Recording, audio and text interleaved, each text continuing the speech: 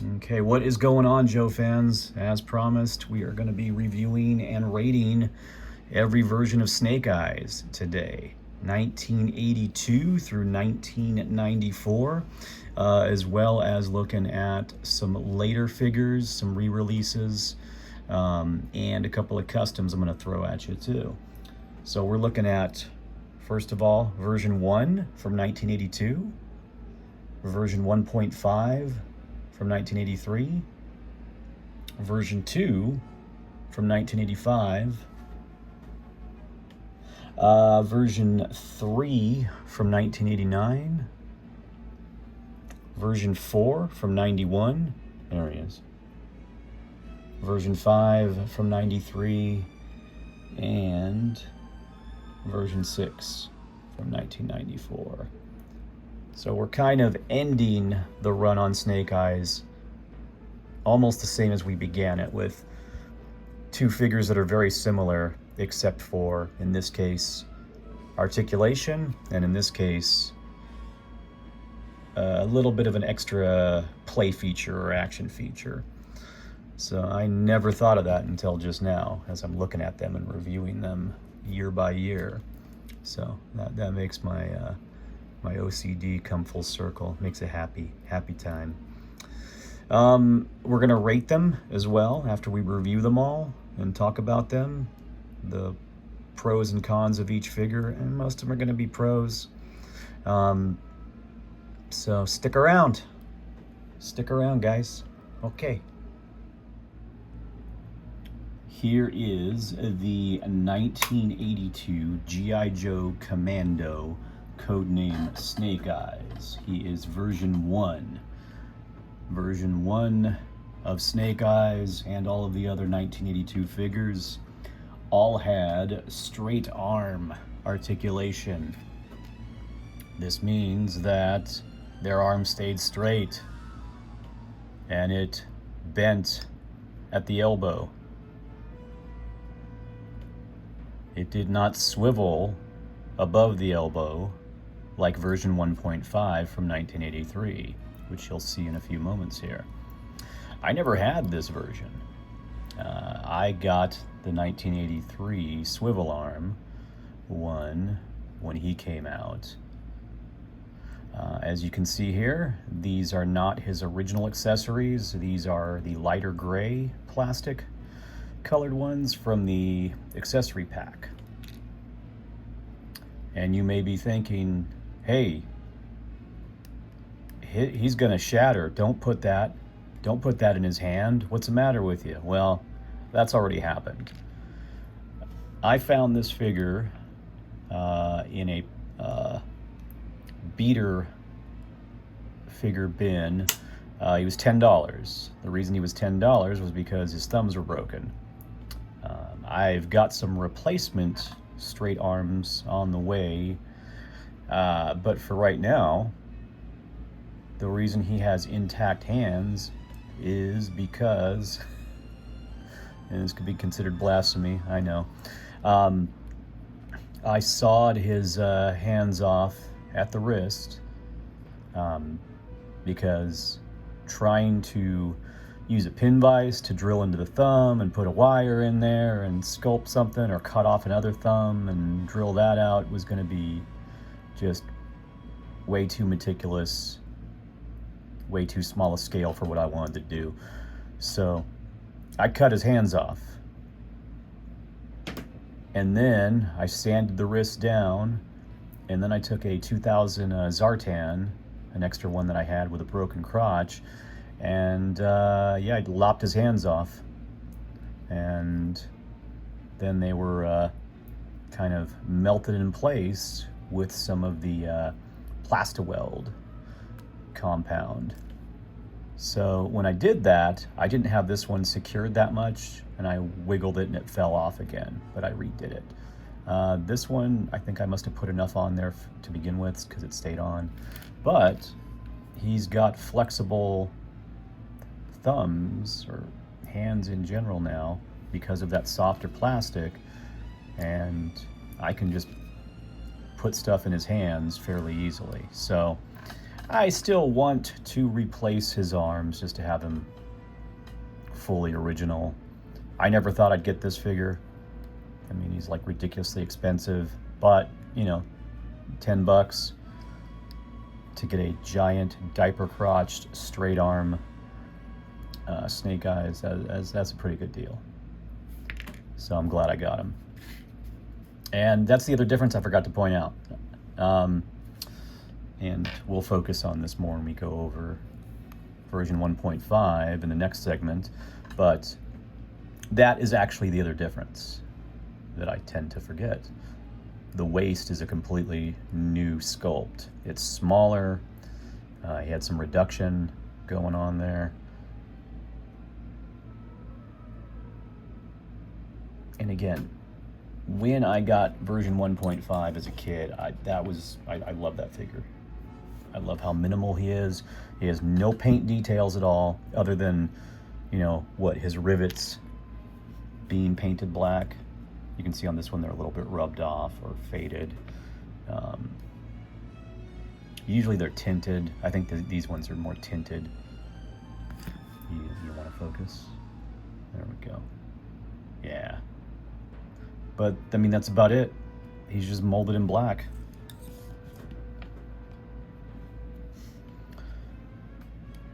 So, growing up, reading the Marvel comic, this was the definitive version of Snake Eyes for me.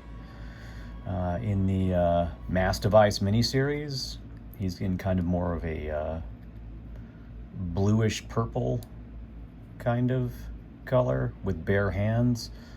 And I love that version too. I had a Super 7 5 POA version of him, and I got rid of them all because I didn't have room, and I wanted more money to buy more vintage figures. But Black Major makes a Sunbow version in swivel arm. I think I'm going to get that one at some point.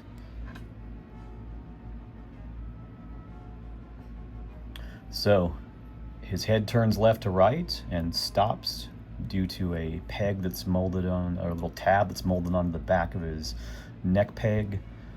And I'm not even going to turn this as far as it can go.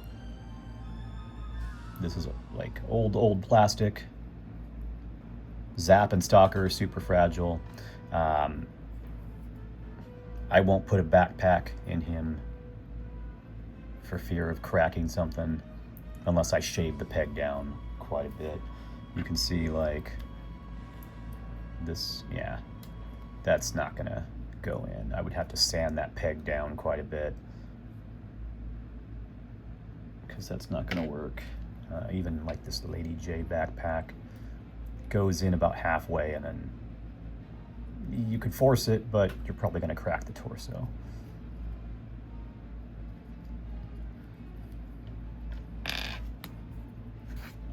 Just like his other mold mates, he has the two straps coming down the front. The Y strap that goes from two straps to one strap down his back. He has what looks like a explosive device with a timer on one thigh. He has two pouches on the other thigh. He's got the pouches on his straps. He's got the pouches on the outside of his arm, which, oops, sorry about that. When they move to swivel arm, they move the pouches to the front. I never liked that. I like the pouches being on the side, kind of mirroring the pouches on the sides of the legs, on Stalker, Hawk, and what's his face? Grunt. But the detail of the pouches is quite a bit better. And because of where that elbow, or not elbow, but shoulder splits down the side, you know, I'm guessing that's why they didn't want to put that on the side. They did it later on with other figures, so I don't know. They put more detailed pouches or sculpting, like grenades on their arms that had more fine detail, but at this point I don't think they knew how to do that, so that's okay. It makes them visually distinct from each other.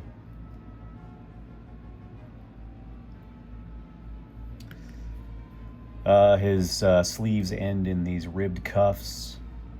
He has the same kind of ribbed, kind of mock turtleneck collar. Now, the thing that always throws me off is,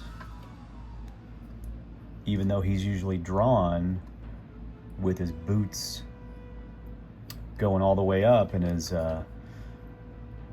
pants tucked into his boots like the other Joes, he's got, what are these, spats? Stirrups?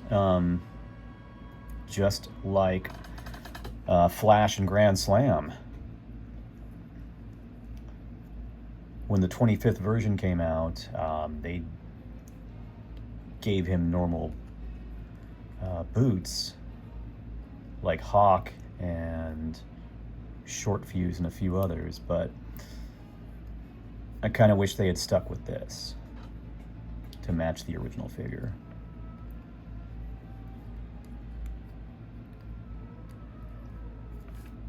Now, I don't have his file card per se. I have the version 1.5 file card, which may be similar, but we're going to read off of yojo.com.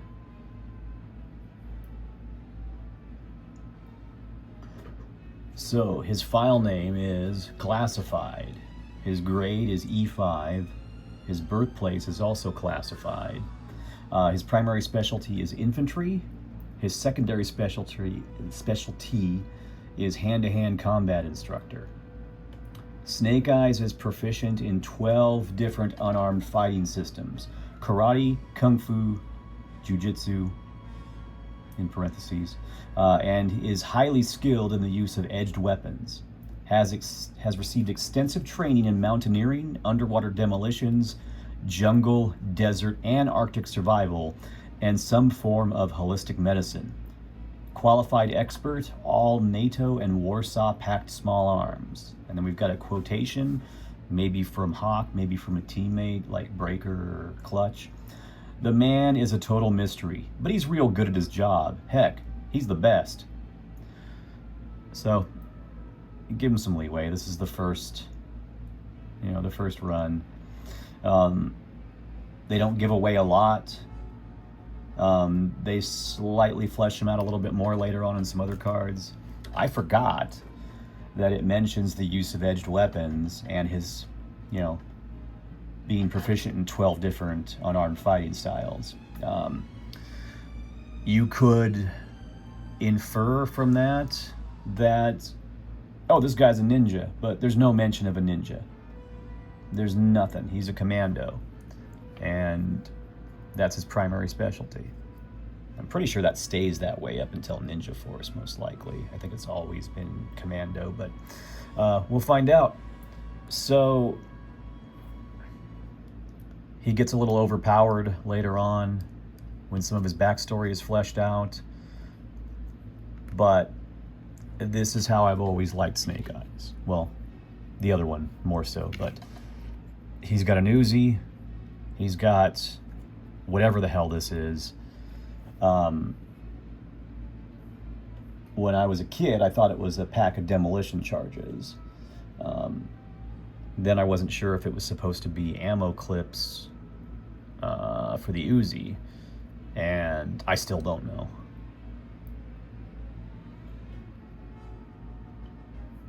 When I look at his, does it say what he was packaged with? I think the only thing I'm seeing is just that he came with either thick thumbs or thin thumbs. No, it just says explosives pack on there. Okay. So it's probably like, sticks of plastic explosive or detonator pins, something along those lines. I don't know. I really don't mind that I've only got the accessory pack version. It still looks good with the figure. It's light enough that it's, it contrasts a little bit better. It stands out more, but it doesn't look wrong to me. And again, it's the straight arm version. yeah, I'd like to have all of them complete with all their original weapons, but I don't necessarily need that. I'm not going to go out and shell out, what, 25 to 50 bucks for an Uzi or for a pack of explosives to dangle off his arm like a little man purse. So I'm happy with him. Again, I never had this figure. I found him, what, a month ago? And then later that week, I found him. And again, I thought I was going to be stuck blowing more money on eBay than was good for me, but got a pretty good deal on both of them. And he's complete. So, but this isn't about him yet, is it? It will be here shortly. So, what do we think of this figure? We're going to rate them all at the end. The order may be fairly obvious. I may surprise you with a curveball or two here and there. But I'll be pretty transparent as I'm babbling about them, so I'm probably gonna spoil it a little early before we get to the actual review of each one. Or not review, but rating of each one. All right, so this is version 1.5 from 1982. I'm gonna try not to call the 1983 version 2, but it's really hard to not do that because it's the second figure, but it's only two things being changed, but it's still counted as a separate version, sort of. All right, 1982 Snake Eyes version 1. And you can probably hear Pam from The Office saying they're the same picture, but they're not, are they? No, because while that one had straight arms, the 1982 version, this one has swivel arms, which means he can go like this, and you get a little bit more posability options where he can hold on to his gun kind of with both hands, where he's locking the firing, not the firing pin, but I don't know. I can hear Quinn saying it from the comic, but so same weapons, but these are the originals. These are a darker gray, and I'm not going to pull this out of his hand.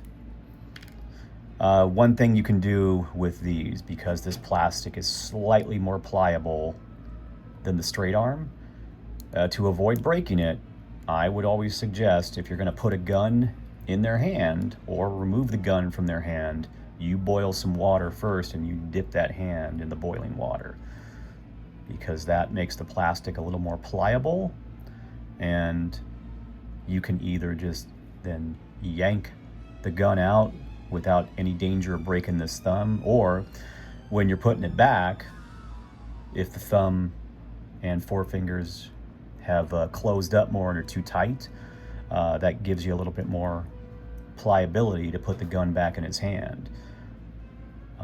What I always do too is, after I heat it up and I put the gun in his hand, I pinch everything together as it's cooling, just to make sure that he's got a good grip on there, because otherwise on some of these the guns tend to fall out of their hands, and while it looks like there's a lot of room, it's going to keep dropping it. Trying to plug that back into the hand over and over could stress that plastic, and you could break it anyway, even though it seems like you've got extra room. So I'd rather err on the side of caution, pinch everything back together, the gun stays in his hand, I don't have to worry about dropping it and getting irritated.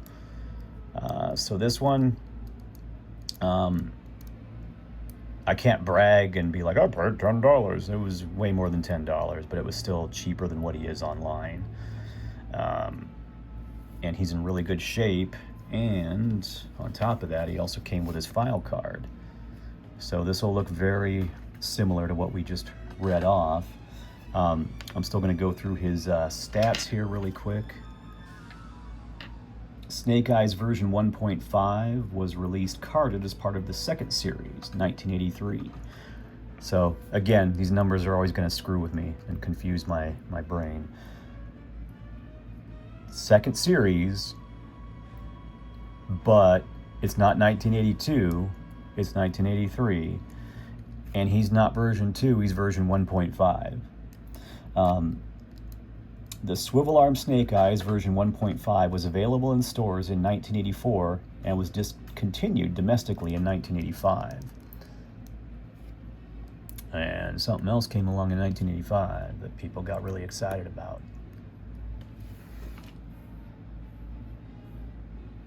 So he comes with the same, and I think there's some differences, some molding differences and some slight details between version 1 and version 1.5 and version 2 Snake Eyes. But really, I think, other than Steelers, I have 2 of Steelers Uzis. This is the only original Snake Eyes Uzi I have. As I said, that one is the accessory pack version. To me, it looks like the same mold.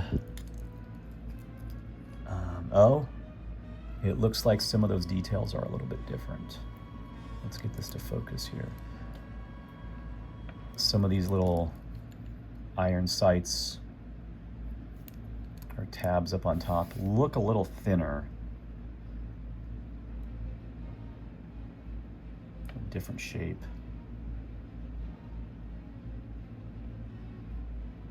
But it's like really irritating trying to focus and trying to scrutinize these little tiny details. And some of these, a lot of the accessory pack weapons have like flashing on them from breaking them off of a mold sprue. I'm not sure what the reason is, that maybe they took extra time to snip them more carefully and sand things down before putting them in the card back. But a lot of accessory pack weapons have flashing on them, but I don't mind. Again, it's having an original weapon, slightly different color, that looks good on the figure, and I'm fairly pleased with that. So if we look at his file card, and the reason I know this one goes with version 1.5 is because it's got the with swivel arm battle grip right there. Oh, and if you look, his boots, well, it's kind of hard to tell if he's got the spats there or if it's just his pant leg bloused and tucked in. Yeah, that looks completely different. So I think they made it look as if he has his pant legs tucked into his boots. I love this artwork. There is something about that mask with the vents on either side, on the bottom there, and the goggles. To me, that has always been Snake Eyes. We'll go over the visor one here shortly, but all the best stories with Snake Eyes were his original look with the vented face mask and the goggles. He's supposed to have goggles. So again, we've got Commando at the top, which is his specialty. We've got his code name below that, Snake Eyes. And then we have his file name. No, we don't. It's classified. We have his primary military specialty as infantry, secondary military specialty, hand-to-hand combat instructor.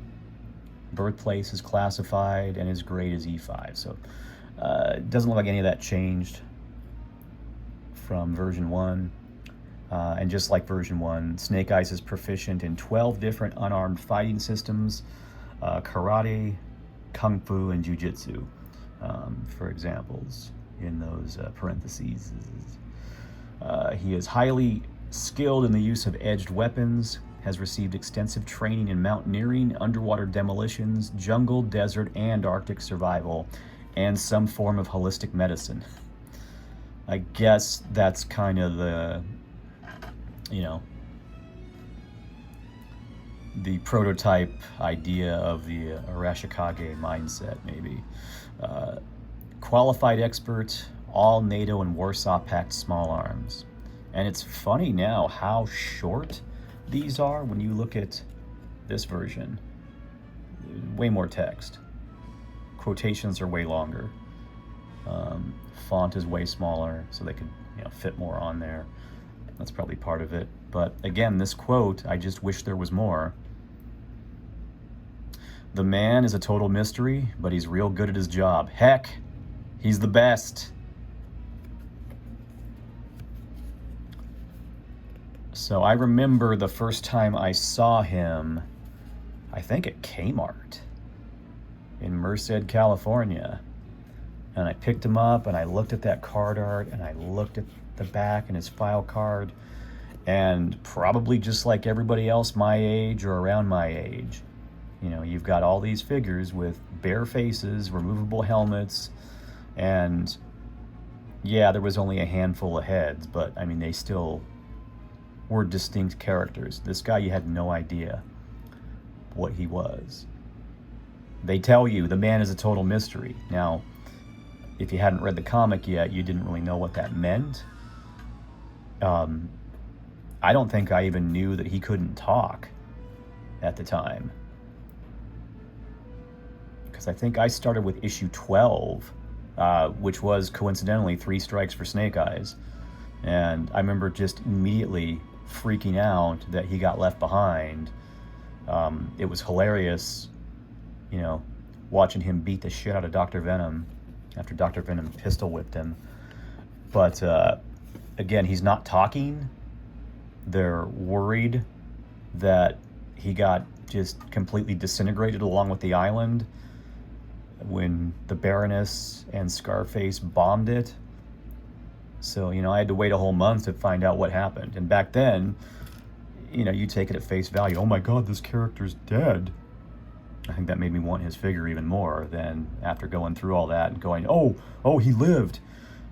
The whole thing with, I got the boat here still, Doc and Torpedo in that rubber raft.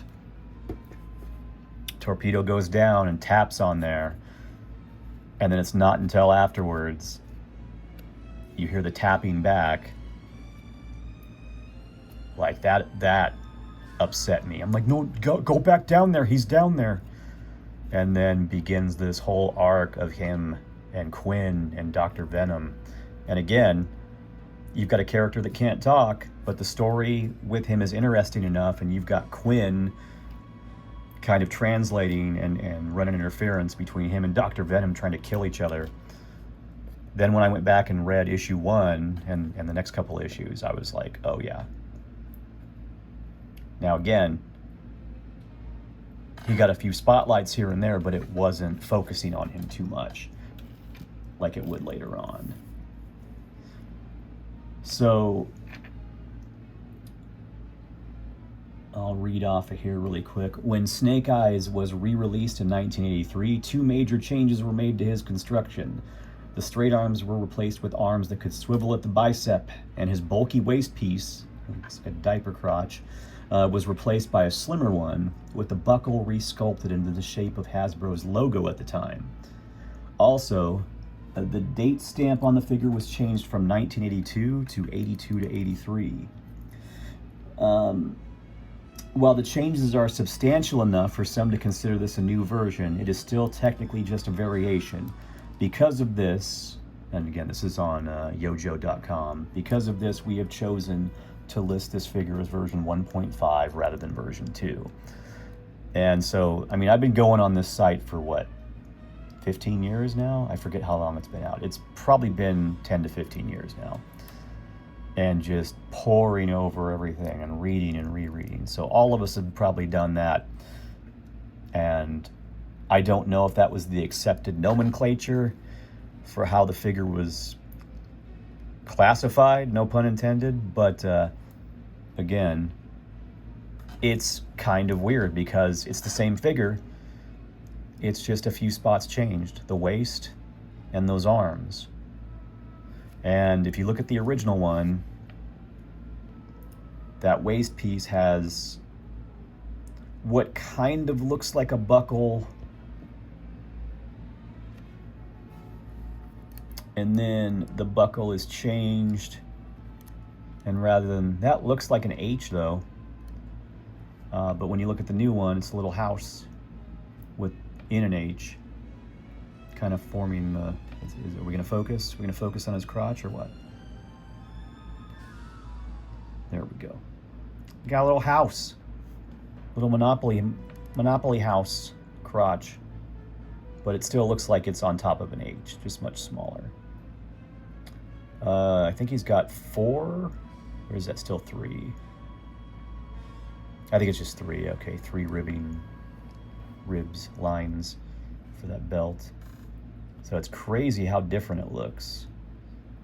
But again, if you look at those pouches on the arms, I like the silhouette. I like how the pouches on the outside of the arm look, but they're not as detailed. And when I look at these from the front, especially when thinking of like Grunt and that lighter green color, how they stand out, I do like that. And it kind of goes with the pouches on his chest here as well. So again, he's kind of spindly. Proportions are a little weird, like the first 2 or 3 waves are. Head is a little blocky, but you know, it's like looking at the original Star Wars figures. He's grandfathered in. He looks cool.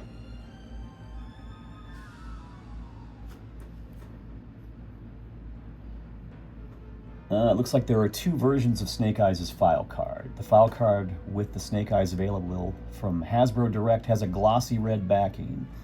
I have one for Flash like that. While the file card that came with the carded Snake Eyes did not. And that's why on the back of this one, you know, obviously you see the front of the card and the bare cardboard where the bubble was torn off, because we just wanted that shit open.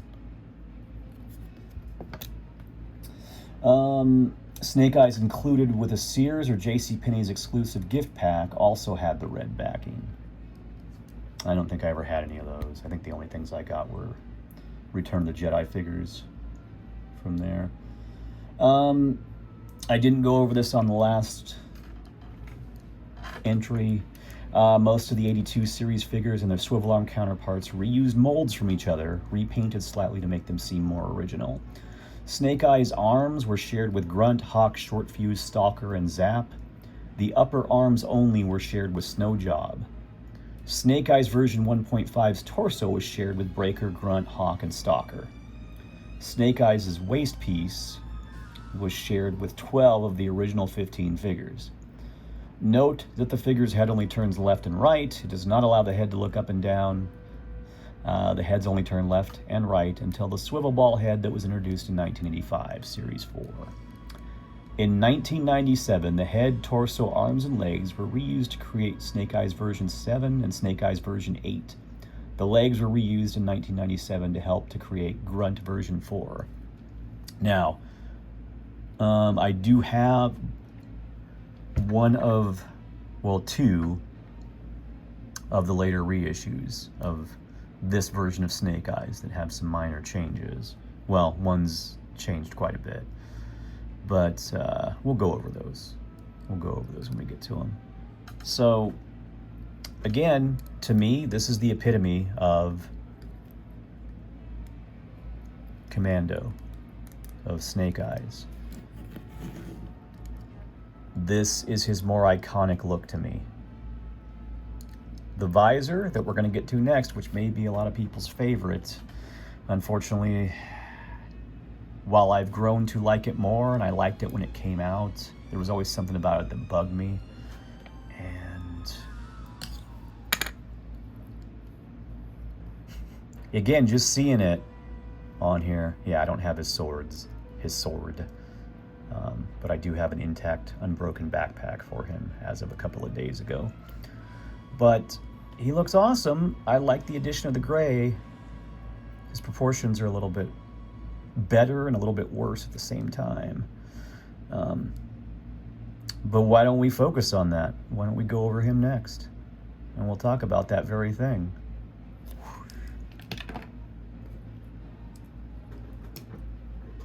All right, here we go with A Boy and His Dog. One of my earliest memories of this figure. I don't even know.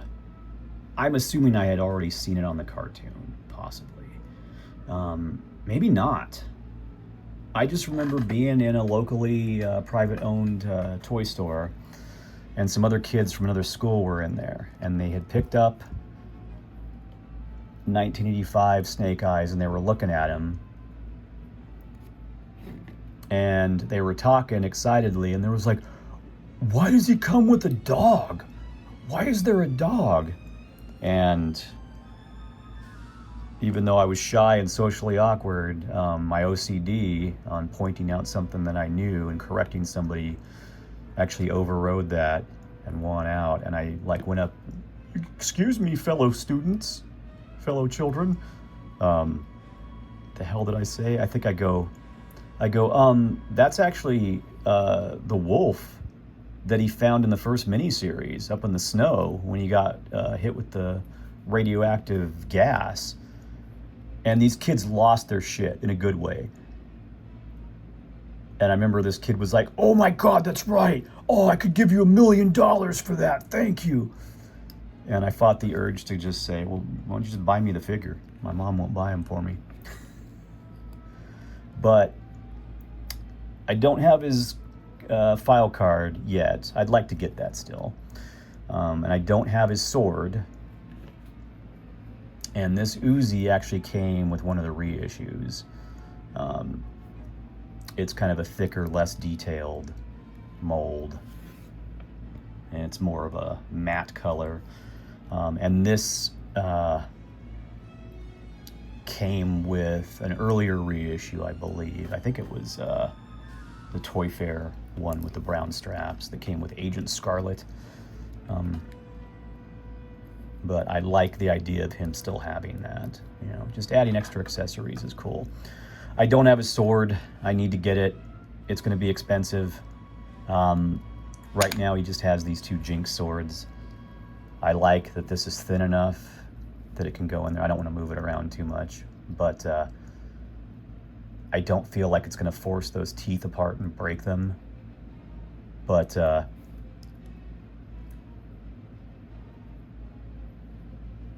it's always this one that's broken too. This one or the top one, I believe. Something about the original sword, I think, is just thick enough and just curved, because for whatever reason, he's got a sword that looks like a scimitar or a khopesh. And again, when he came out, I was like, why does he have a sword? Like, I'm used to him having his Uzi in the comic. And then all of a sudden we got a sword, and then that opened the floodgates for Ninja Mania. Before that, it was just Storm Shadow, and that was fine. But, I mean, you can't have Snake Eyes without having the ninja backstory. It's just not possible. But when the ninja part of him is more in the background and just part of his history, it's a little better. I tend to like Storm Shadow better, and only as a good character. I do not like the way Storm Shadow was portrayed on the Sunbow cartoon. He's just a really schlocky, tropey, hackneyed villain. I like some of his interactions with Spirit, but other than the opening credits for the Revenge of Cobra miniseries, he doesn't really interact with Snake Eyes, ever. I think Snake Eyes like drop kicks his ass, that's about it. The rest of the time, it's just, you know, Spirit is Storm Shadow's nemesis. Storm Shadow was a much more credible threat and downright scary in the comic. But then on top of that, he was way more honorable even though it sounds horrible, most honorable. But he was also a more nuanced, more layered character. And the interactions with him and Snake Eyes in there are just some of the best things about the original Marvel run. But I tend to like Storm Shadow better than Snake Eyes, not only because of his, he talks.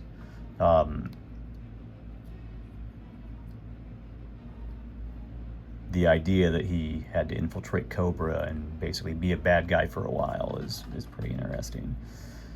But again, for most people, this is their definitive version of Snake Eyes. But it's forever going to be tainted for me, because he dressed as Boy George and was breakdancing while Timber hopped around on his hind legs and Shipwreck played the sax.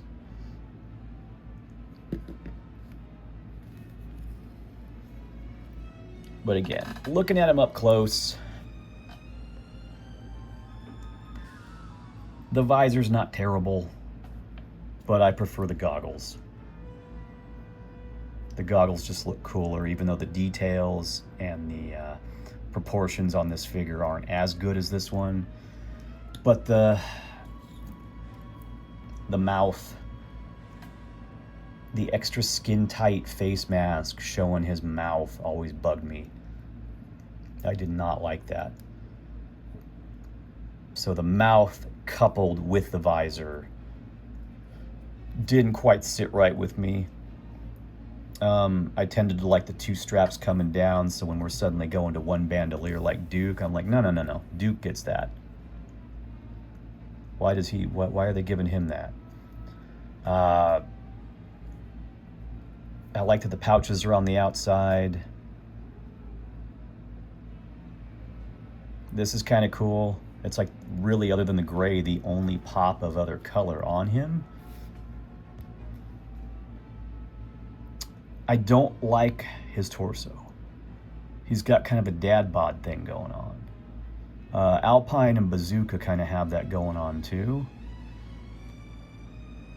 I think it's just because these are the first runs of the newer body type with the ball and socket head. They're learning this as they go. They refine it later on, but the proportions are a little bit different, a little less flattering, even though there's more detail on him. And again, your mileage may vary. Most of you are going to be like, well, dude, that's an iconic figure. It is. I don't hate it. There's just other versions that I like better. But I want to like this one, because in the comic, he's awesome. There's a lot of cool stuff going on in there, and when Rod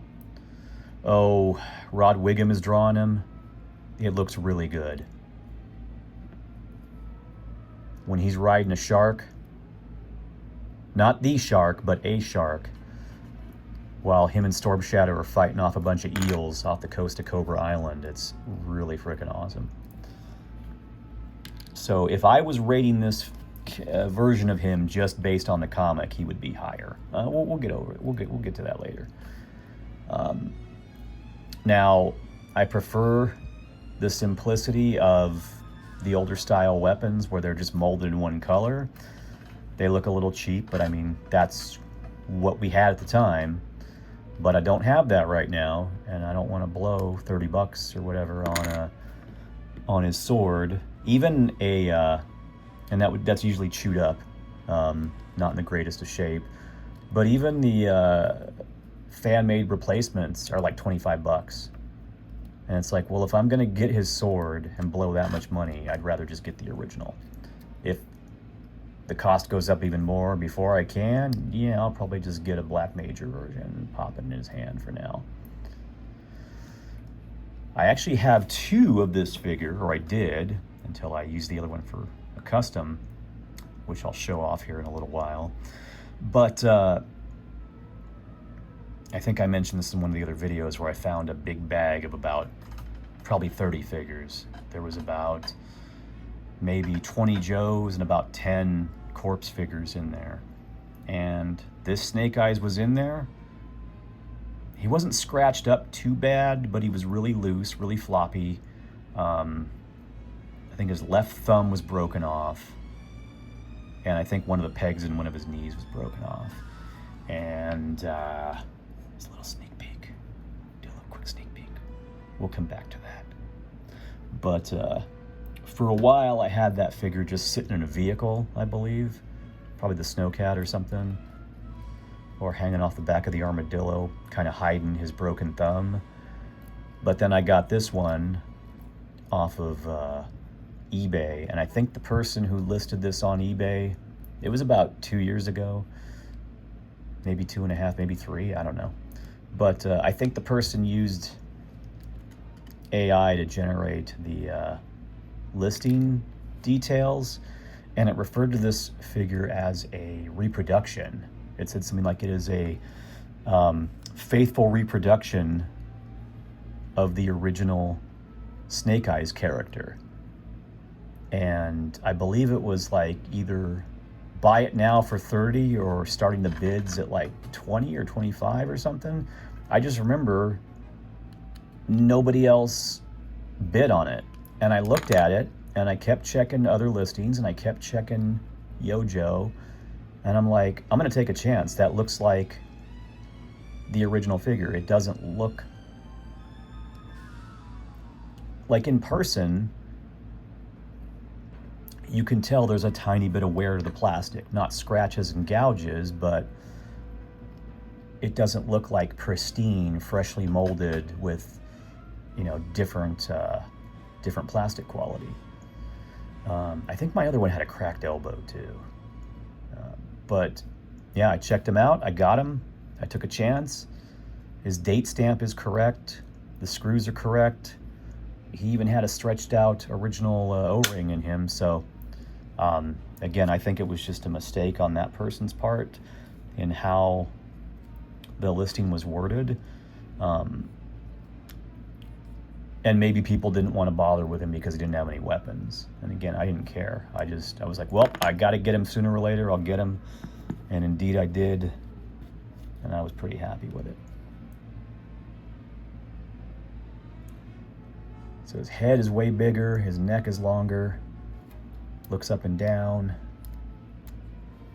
But by the nature of how this is shaped and how they painted it, if you keep handling this, your thumb, or even just your fingers in general, are going to start to rub that paint off of his nose. When I look at it on the camera, it almost looks like there's a tiny bit just starting to rub off. But when I look at it in person, it's hard to tell because it's kind of a dark gray on black. There's a little bit of paint rub on this, which again helps me to believe that this is a vintage figure. It feels like a vintage figure. It moves like a vintage figure. The plastic doesn't feel off to me. The paint doesn't look off to me. It looks comparable to the other one I had. He's in pieces right now in my parts bin because I stole his head for that custom. But again, looking at him, it's not a bad figure. It's just not as good as some of the other ones that I prefer. And let's read his file card really quick. So Snake Eyes version 2 was first released as part of the 4th series in 1985. He was also available in 1986 and was discontinued in 1987. It's crazy to think that some of these were on the shelves for that long. So we're looking at 85, 86, and then he wouldn't have been available in 87. Okay, no, that's 2 years then. Okay, never mind. It's kind of hard to wrap my dyslexic brain around sometimes because they'll say 1 year, but you start counting from that year, or you count that year, and then you don't count the final year because he just wasn't on the shelves. So this is version 2. I can actually say version 2 now. His file name again is still classified. We don't know his name. I don't ever want to know Snake Eyes' name. His grade is still E5. His birthplace is still classified. His primary specialty is still infantry, and his secondary specialty is still hand-to-hand combat instructor. And really the only time we see the hand-to-hand combat instructor part is just him sparring with Scarlet when she's like telling the story of how they first met, and he threw the match. He let her win. He didn't hold back. He smacked the shit out of her, but he still let her throw him to save face. And she kind of dug that about him, that he didn't have to prove anything. Even though that's kind of hard to read now, because would that be viewed as, oh, you don't think I can handle myself, so you're giving this to me? I don't know. I mean, I think for what Larry Hama intended, I'm going to take it in the spirit it was given, that it was meant as a kindness or show of respect. It's just, it's written a long time ago. And, as a man, it's kind of hard to fathom what's going on with some of the ladies sometimes. What's going to set them off and what's going to make them get, more gaga over you. Because just like us, they're different. But there's still some generalizations that unfortunately come into play. Just like with us dudes. Did you like that save there? There are assholes on both sides. So, anyway, for his file card, the subject served in long-range recon patrols in Southeast Asia, Vietnam. He left the service to study mystic martial arts with the same ninja family that produced Storm Shadow. Snake Eyes was living an ascetic? I don't know why it doesn't sound right. An ascetic is, and I can't say it with the next word. Snake Eyes was living an ascetic existence alone in the high Sierras with a pet wolf named Timber when he was recruited for the G.I. Joe team. And that's funny because in the comic, the wolf was already there. Like, he didn't find him on an adventure. He was skulking around his house, around his cabin. And he's like, all right, let's go punch out rabbits together. He's a qualified expert, all NATO and Warsaw Pact small arms, black belt in 12 different fighting systems, and highly skilled in the use of edged weapons. Again, they mentioned the edged weapons on the first file card on both versions. So it shouldn't have been that much of a shock that all of a sudden he comes with a sword. But again, we don't really see him use a sword in the beginning of the comic. It's more traditional firearms, and they mention his collection of spike-knuckled trench knives. And I always wanted him to come with one of those. Snake Eyes was tempered on the anvil of life until he was as dangerous as a razor-edged sword. Flailing in the dark, the G.I. Joe team sheathed that sword and harnessed its deadly energy.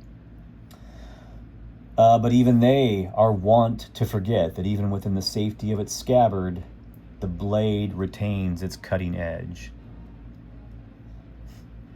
No variations of Snake Eyes version 2 are known to exist, and I feel like that's a really missed opportunity. With as many other repaints and reissues we got for Night Force, Tiger Force, Slaughter's Marauders, it really would have been cool to revisit these molds, even if it was just adding some extra paint deco to this one, maybe that color gray, like they've done on some later figures, either lighter or darker gray, or going full out tacky and giving him, tiger stripes. I know there's a version of this original Swivel Arm mold that comes in the Sunbow Blue, I don't think that I think this mold was lost afterwards because you never really see it again. You see this one plenty of times. Again, Black Major has several different colors of this. Some are really cool, some are kind of like, I don't need that. But there's an Arctic one and a desert one, and even a purple sunbow colored one that I kind of want, even though it's going to remind me of him breakdancing with a wig and a Boy George hat. So again, when I see pictures of this figure, especially when I didn't have him before, there was a pang of, you know, desire, of jealousy, of I want that figure, I'm never going to be able to get him. I'm not going to be able to afford that. And, you know, then I stumbled across a beat up one that was a good placeholder for a couple of years, and then I got this one fairly cheap. I lucked out. He's not all the way complete, but again, you put a similarly shaped and colored gun in his hand, and you squint, and he's fine. You put some kind of sword in the imagined sheath on the side of his backpack, and you see that handle sticking up in the background, and it looks complete. I think I paid more actually for timber than I did for this figure. I think after shipping, I think this timber was about 30 bucks.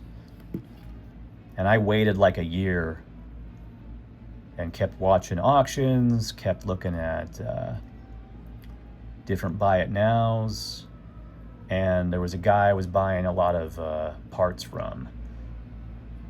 I don't think his store is there anymore, but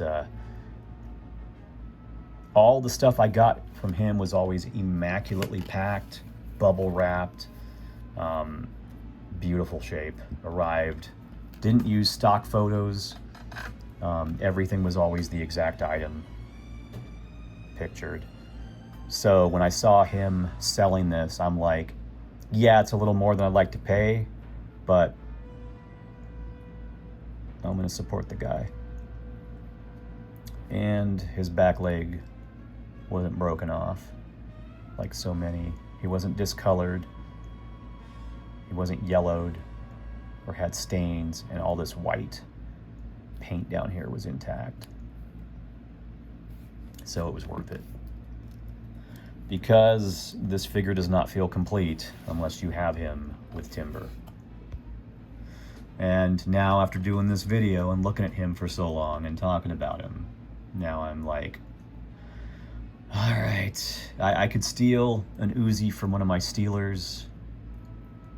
I've got 3, 2 are complete. I could steal an Uzi from one of them, but I think I'm gonna just have to shell out the money for an Uzi and for his sword just to complete him. Even though there's some of these other figures I don't have all the weapons for, but I don't want them because of how they look. And we'll get to that. So again, this is an iconic figure. He looks awesome. There's just a few other ones that I feel convey the original spirit of Snake Eyes a little bit better. And what do you know? That is going to be the next one we look at here. For his body construction, Snake Eyes version 2's body is completely original, all new body parts. Unfortunately, none of his parts were ever reused in other figures, which is a damn shame.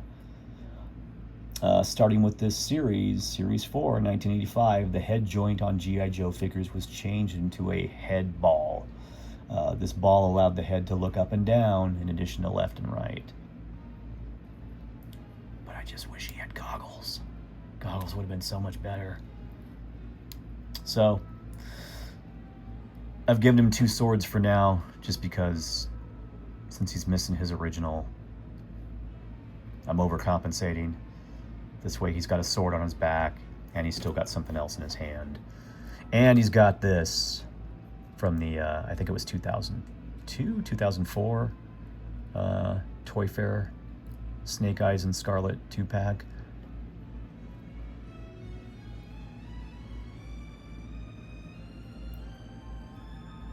continuity's sake. Why wouldn't you give him that? And again, by the way, so many different Uzis.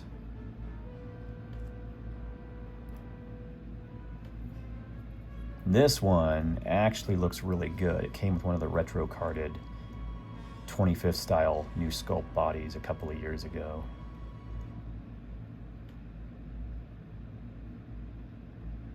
And this would probably look really good on him.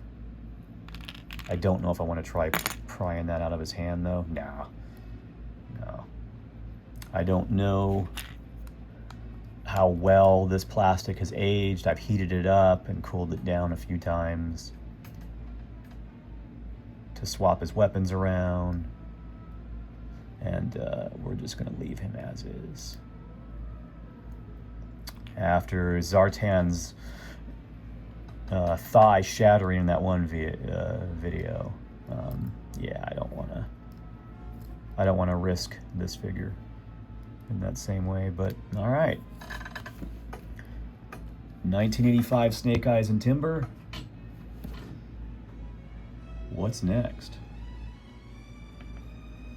This guy right here. When I saw him in the store, I got so happy. I think by that point, I had gotten rid of some of my Joes. And I may not have had version 1.5 or version 2 of Snake Eyes at that point. But the other thing that this guy had going for him, this particular version,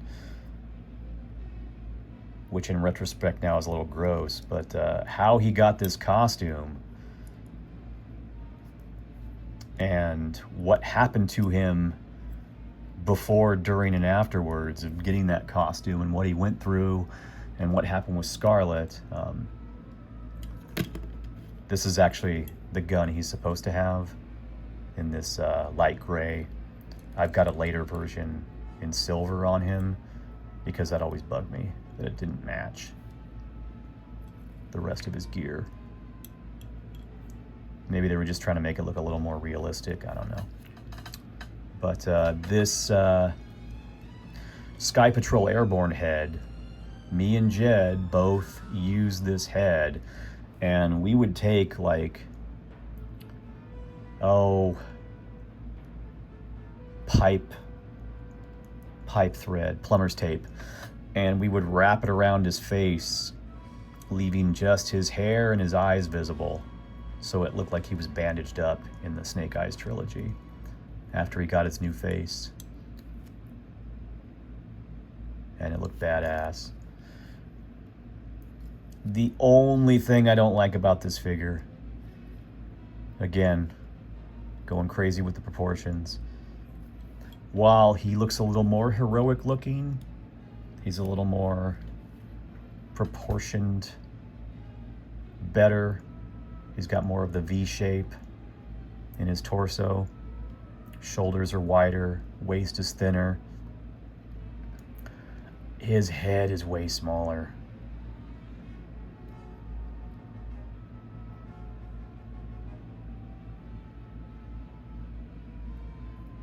But when I first saw him, I was like, are those the spike-knuckled trench knives I've heard tell about?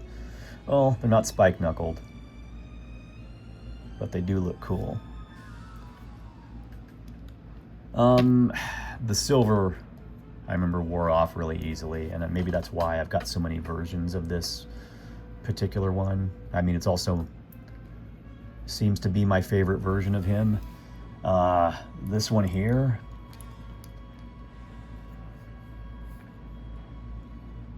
this particular copy I had gotten before either of these two.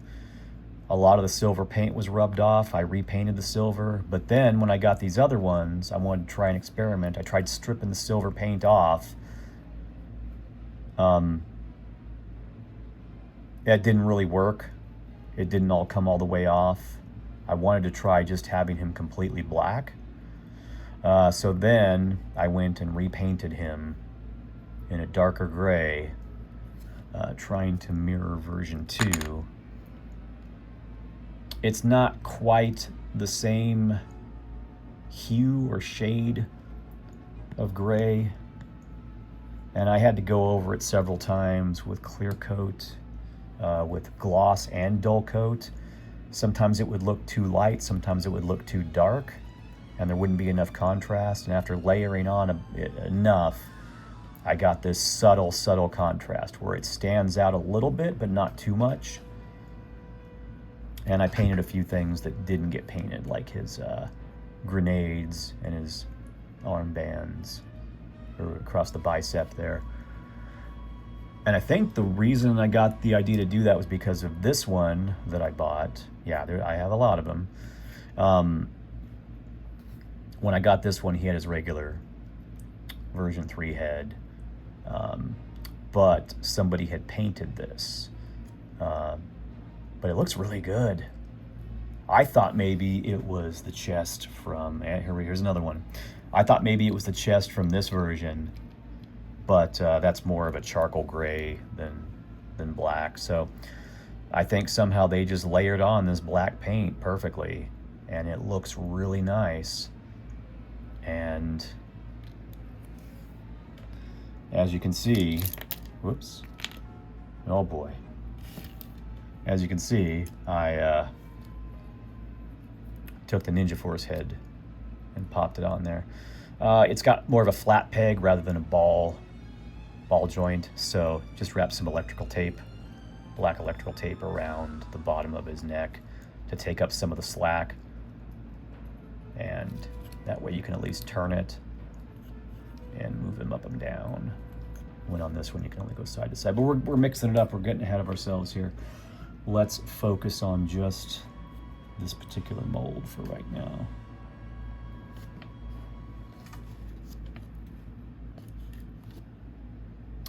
Let's see, you go here.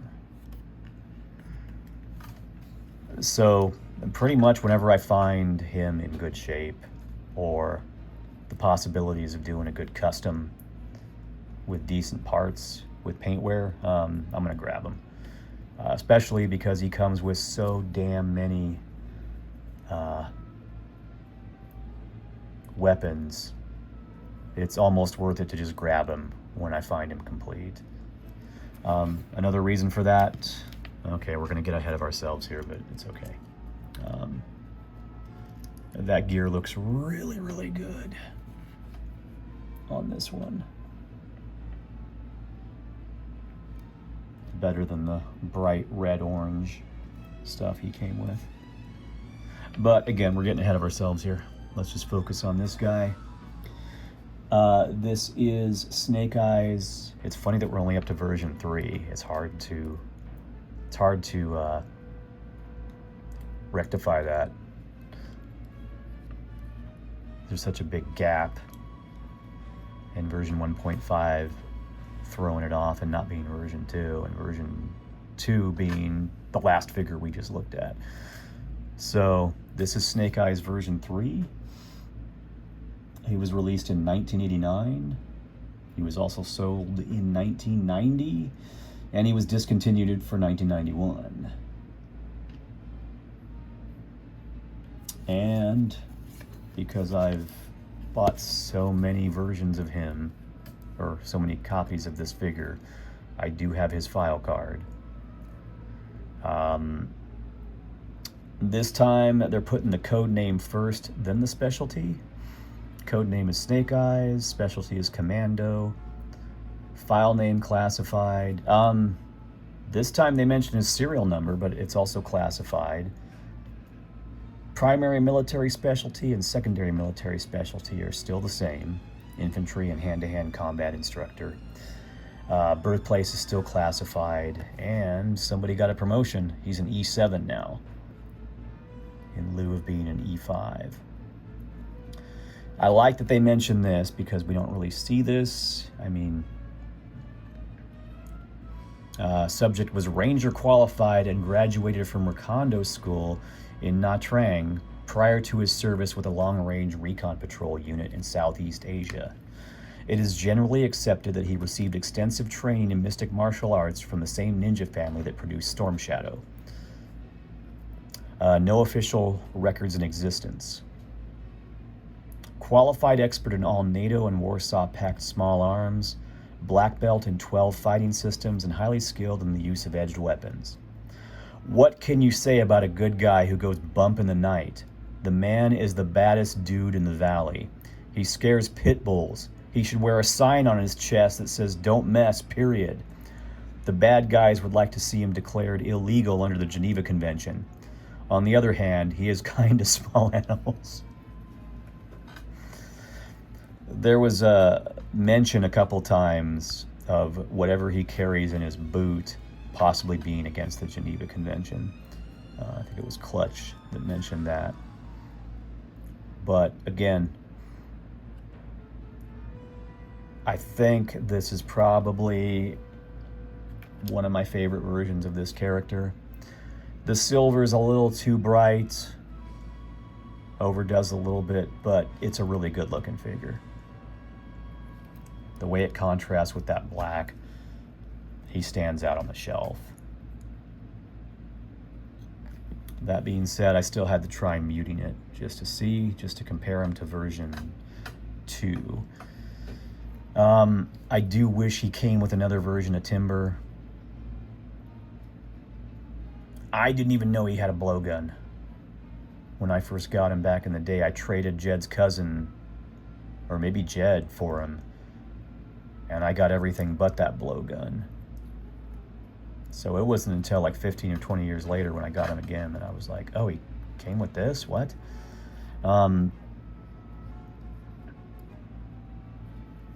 I both like and hate this sword. It's kind of cool looking. The decoration on the bottom of the pommel, or the pommel on the bottom of the hilt, I mean, looks like some pewter shit you'd see in a gift shop at Fisherman's Wharf in Monterey or something. Like it should be a clear snow globe in there or something of a wizard fighting a dragon. But it's kind of cool. But it's weird because this goes more over into the realm of like hack and slash or fantasy compared to the whole ninja thing. Later on, we would just get katanas over and over. So I do like that it's distinctive compared to all the many Ninja Force reissues we got later on. This one stands out and goes with this figure. But still, I wish it was a little more traditional looking, a little longer. I love this thing, but it's really hard to display. I will usually tuck it under his arm like that just to kind of keep it out of the way, but I always want to load him down, weigh him down with all of his gear. And then it's really hard to cram him in between all the other figures on the shelf. But again, this version of him looks the best next to the Urban Camo Storm Shadow and Jinx. Something about that red, white, and black together looks really good. It's just a shame we didn't get an updated Scarlet to go along with him. We only had the original and then the Ninja Force one. So could have done without the blowgun. I've got a couple other different colors of this particular suppressed Uzi. The sculpt of the Uzi itself, the body looks pretty good, but then that hook and something about the grip and this big ass barrel throw it off just enough. I don't like it as much as the regular Uzi, but again, it looks good on him. I really wish the 25th version was too spindly and tiny and gangly, but at least it had the strap with the ring on it, and you could actually hang this from there under his arm. at his side, which was really cool. But then they did that stupid thing with the night vision goggles flipping up, and then if you took them off, you had a giant hole in the side of his head, which bugged me. I don't know why they did that. Him having the kind of goggles or sunglasses, whatever they are, with this, I don't know, earpiece on the side was fine. I wish the earpiece was smaller and was also on the other side and maybe painted silver as well. You know, this one had what looks like a pivot point for the visor to flip up.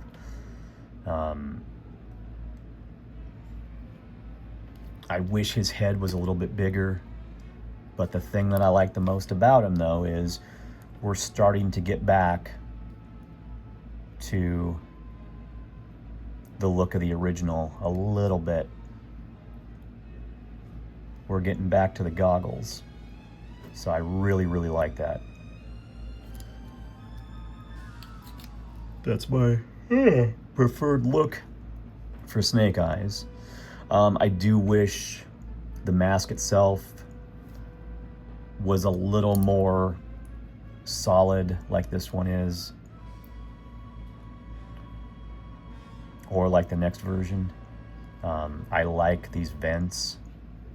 It just adds more detail. I'm really glad it's not skin tight with lips. I'm glad there was no lip service. But I do like the way you can see his nose poking out, and then his nose is stretching the fabric out away from his face. So it's not super, super skin tight across his mouth. That just looks a little cooler, a little more anonymous than this.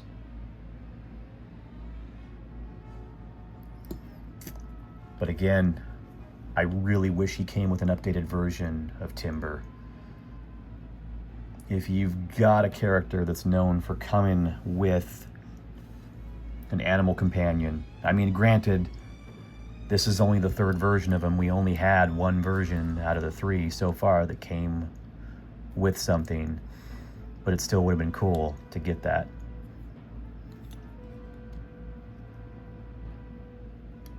God, those cross knives look awesome, though. The 25th one kind of did cool by having them removable, but having a giant hole, well, not a giant hole, but I mean an obvious hole in his chest where they pinned in was really annoying. I had this on one of the other Snake Eyes.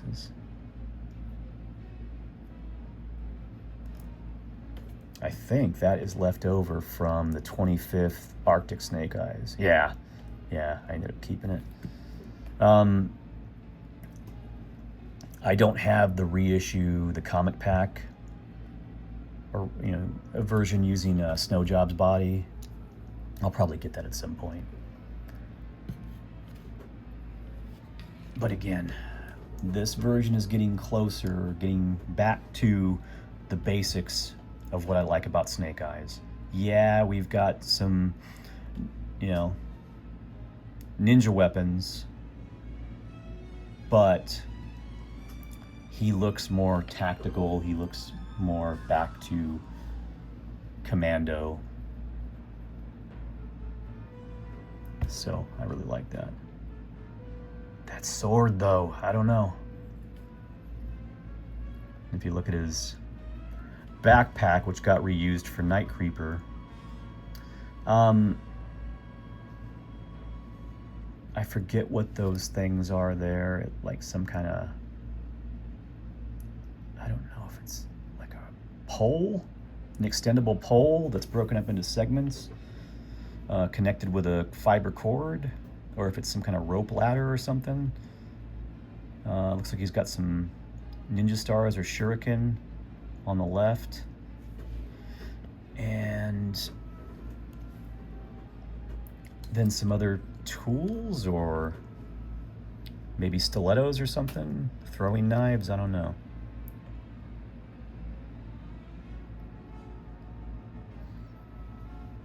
I didn't like how much version 2's backpack stuck out. I like that this is more compact up against his back, but I don't like it being tall and skinny like that as much. But I get it, it works.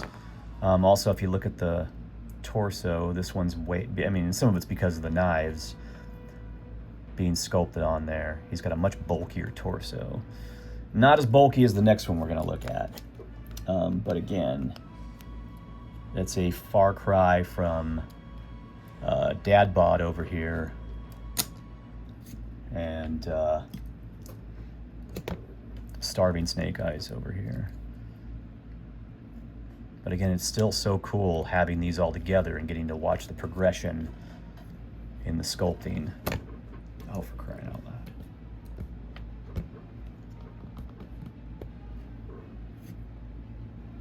I'd still like to get yet another one and strip off all the silver and just have him be completely bare bones, just black plastic with nothing on him, with no painted detail. Again, if you look at these two,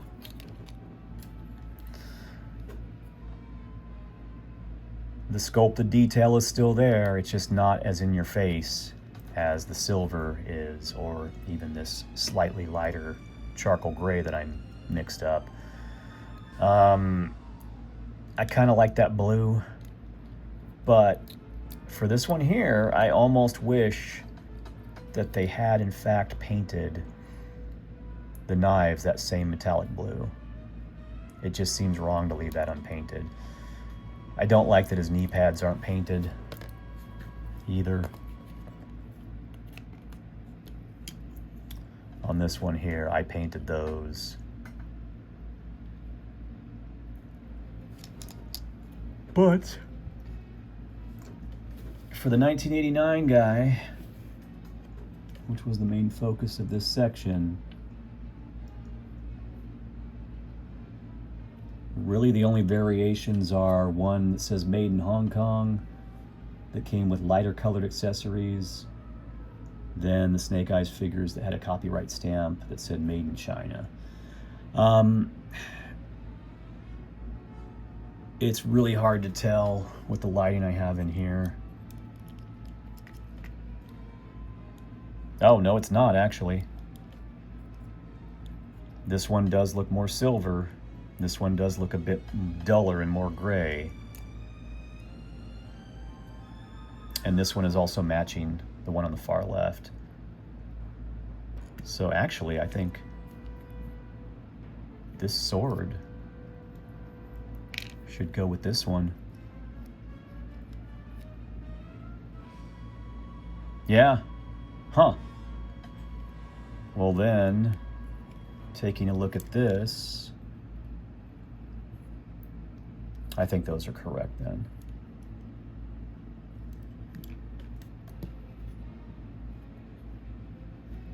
Okay.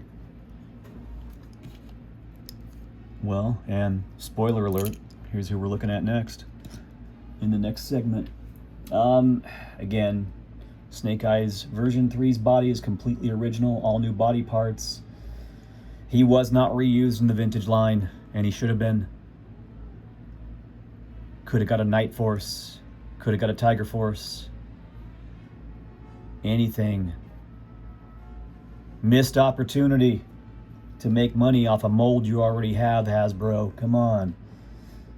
The entire mold was reused later on to create Snake Eyes version 9 in 2000 and Snake Eyes version 12 in 2002. I believe this one is... Yeah, because one of them has gold. One's gold and one's blue. And I can't remember which is which, but, you know, we'll get there. We'll get there. We'll go over that when it's time to go over that, right? Yeah. Don't jump ahead in the timeline. All right, so that is going to be it for Snake Eyes version 3 from 1989. God, that was a good year.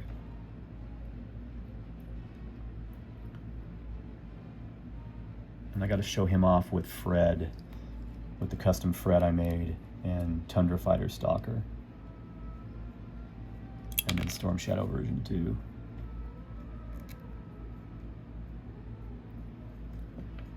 That is a handsome ass figure right there. And now we go to one of my favorite figures. And I know a lot of people don't like the blue or don't like the gray or the silver face mask, but 1991 version 4 Snake Eyes is freaking awesome. I really like this. I wish his chest wasn't so bulky, but I mean, it's matching most of the figures that are coming out around that time. I do wish he had a belt and not these, like, I don't know, tights or football pants or whatever. But again, overall, I really like this head. And I know it got re-released on some early 2000 repaints. There was a desert version of Snake Eyes that used this body, and there was a Arctic Snake Eyes that I think used Sub-Zero's body, painted in different colors. And I kind of want those still. They're kind of up there, and for whatever reason, the later repaints, other than a few like the Arctic Big Ben or Brown Major Blood or Dark Blue and Silver Cobra Commander, a lot of those later remolds or reissues, I don't know. I still want a few here and there, but they're not as important to me as the vintage 82 through 94. But one of my favorite things about this figure is just, yeah, the legs aren't great. He's got these almost Ninja Force style bracers with some kind of symbols or writing on them. But that face, that takes me back to this one, only updated and more detailed.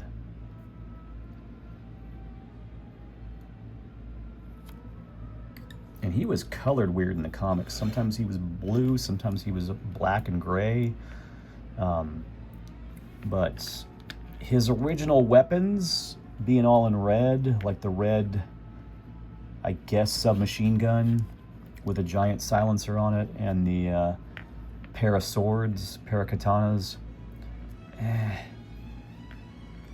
I'd still like to get them at some point just to have him complete. I don't care about the missile launcher with the giant grappling hook.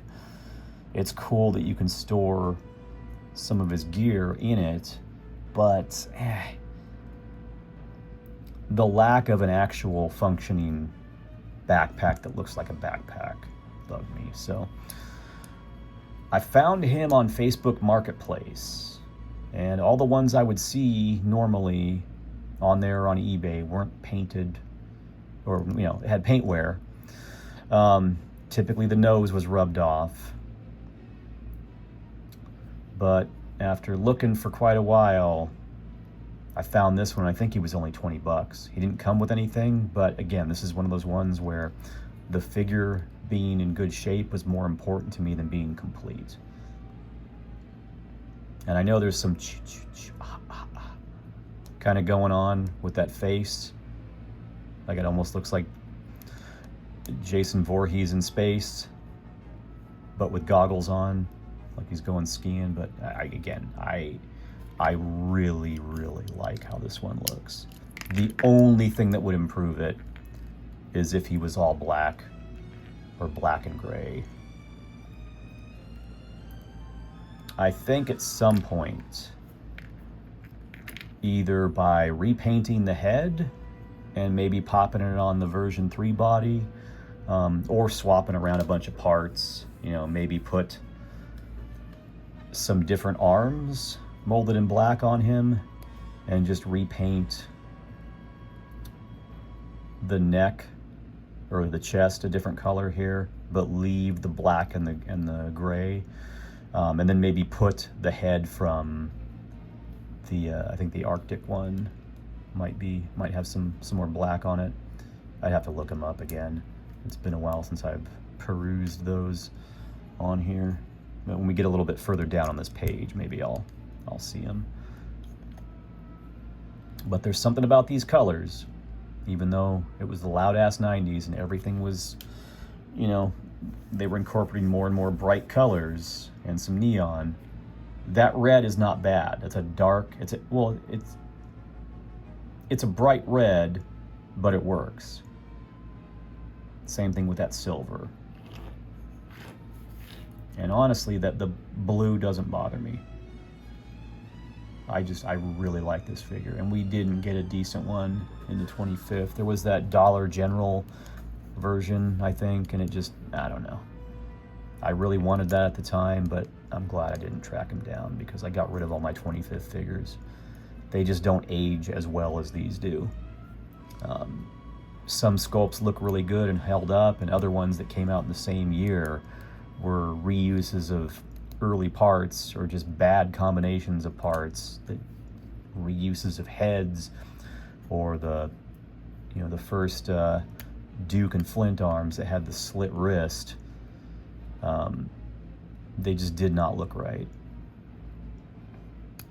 So at least these, any mold issues or sculpt inadequacies, you know, you can call it back to the time it was made, and it's still quaint. It still works. It still looks good. I freaking love this figure, if I haven't made that clear enough.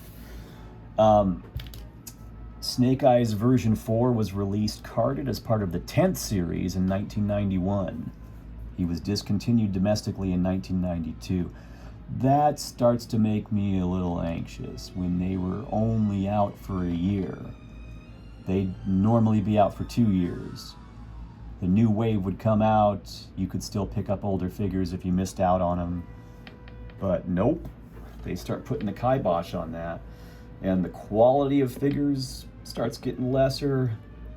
The accessories, you start getting reused accessories on parts trees, on sprues, instead of specific, you know, backpacks and helmets and knives and swords.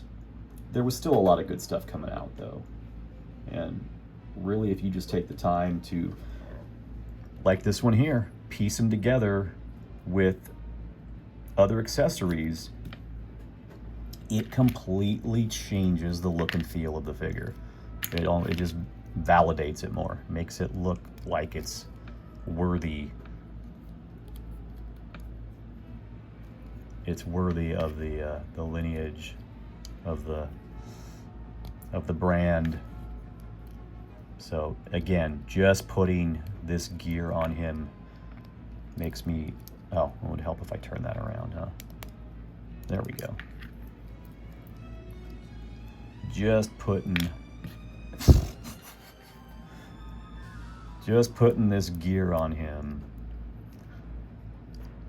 makes him look a little bit more realistic without the bright reddish orange stuff or the giant grappling hook missile launcher. Look at that. Carrying over some of the things I like from the previous one and from version 1 and version 1.5. Also foreshadowing some Ninja Force stuff, though, but again, that's not the end of the world. It's not that bad. For his file card. File name, guess what? Still classified. Serial number, classified. Grade is E7, so he hasn't got promoted again yet. His birthplace is still classified. And if you remember from the last several segments, his primary military specialty, I can't say the word almost, is still infantry. And his secondary specialty is still hand-to-hand combat instructor.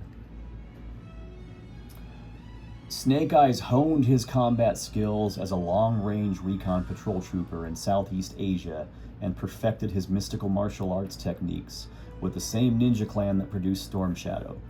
Although he is as equally adept with submachine guns as he is with swords, thank you for calling that back, Snake Eyes is most dangerous and unpredictable when he's armed and cornered. I wonder if that should have been unarmed. That might be a typo.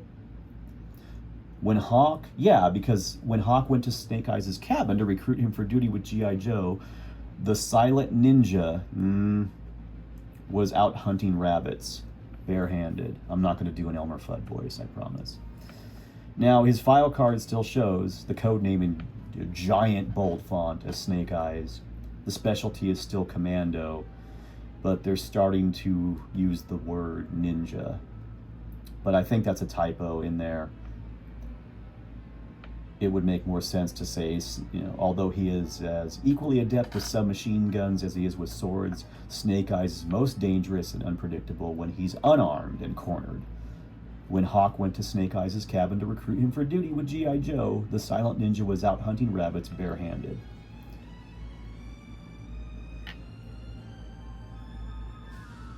Yeah, that's a typo. That's okay. He's generally regarded as the primo baddest dude of all of G.I. Joes. This feels like Stalker talking. When we need somebody to sneak up on a Class A major bad guy and pop a can of butt kick on him, Snake Eyes is the man for the job. The bad guy could be in a fortress on top of a sheet cliff. I think that's supposed to be sheer cliff. Wow. Good job, editors. The bad guy could be in a fortress on top of a sheet cake. Is that what you're trying to say? On top of a sheer cliff, but that won't bother old Snake Eyes none. He'd just whip out his handy grappling hook missile, oh God, and use it to shimmy his way up the cliff face, that's my fault there, until he cornered the culprit, threw him down, and took his name. That feels like Stalker. Variations. No variations to Snake Eyes version 4 are known to exist. Well, not in the classic line. Snake Eyes version 4's body is entirely original. No parts were taken from other figures.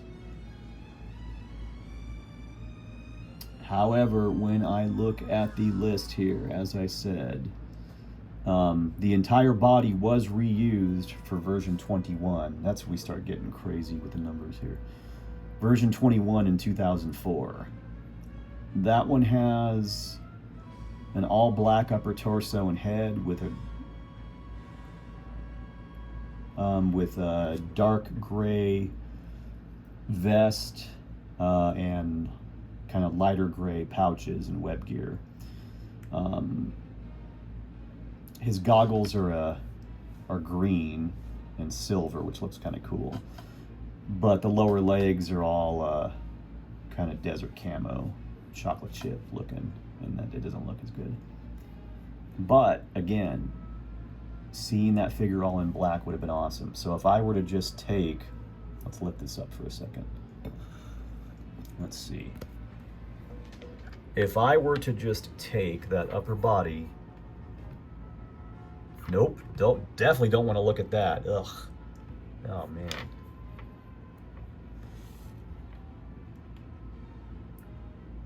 I don't like the shades of gray that they used, and I don't like that they made this narrow there. This is all molded in gray, it looks like.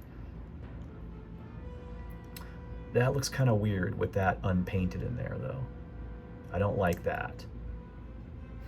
I wish they had, if they were going to use this color gray, I wish they had just continued that along here, because that looks weird. And really, if you look at this, yeah, the detail's unpainted, but actually it would have looked better if all of this was the same gray as the pouches and the straps. I feel like that's a whole separate piece that goes around the black vest. Yeah, but again, if I was going to get that, I would just repaint this all a different shade of gray, and then I would swap out these lower legs. I would probably just go with the original legs, or maybe take that opportunity to use the last version's legs to at least give him a belt. I don't know. I'd have to think about it. But again, just that head and the arms being all in black looks really, really good. Honestly, you could just take this, put those arms and the head on this, and cover up the blue with black. I think that would be even easier. Yeah, just leave the vest underneath black and paint the neck black. I think that would actually look good. So who knows? Maybe I'll be doing that pretty soon. Maybe I'll look for him. Look for him in my grocer's freezer or whatever the hell. If I show you another one here, let's go to, where is he? Oh, what is that? So I know they use this head. Come on. I don't like much of the parts on that. I don't, the green actually looks like similar to one of my customs here. The payload body I used. But I don't like the two-tone arms. The camo wouldn't be bad if it was on more of the figure. If he was just all black and gray. And then if these were a different color. So it's not terrible. There's some potential there, but I think he's even more expensive than the desert one. Now, what is this? I don't remember this one. Oh, was that Night Force maybe? Probably. Again, I don't care for the camo as much. I don't care for this being masked the way it is. All of this black or dark blue here and this medium greenish gray should just be this same gray as the pouches.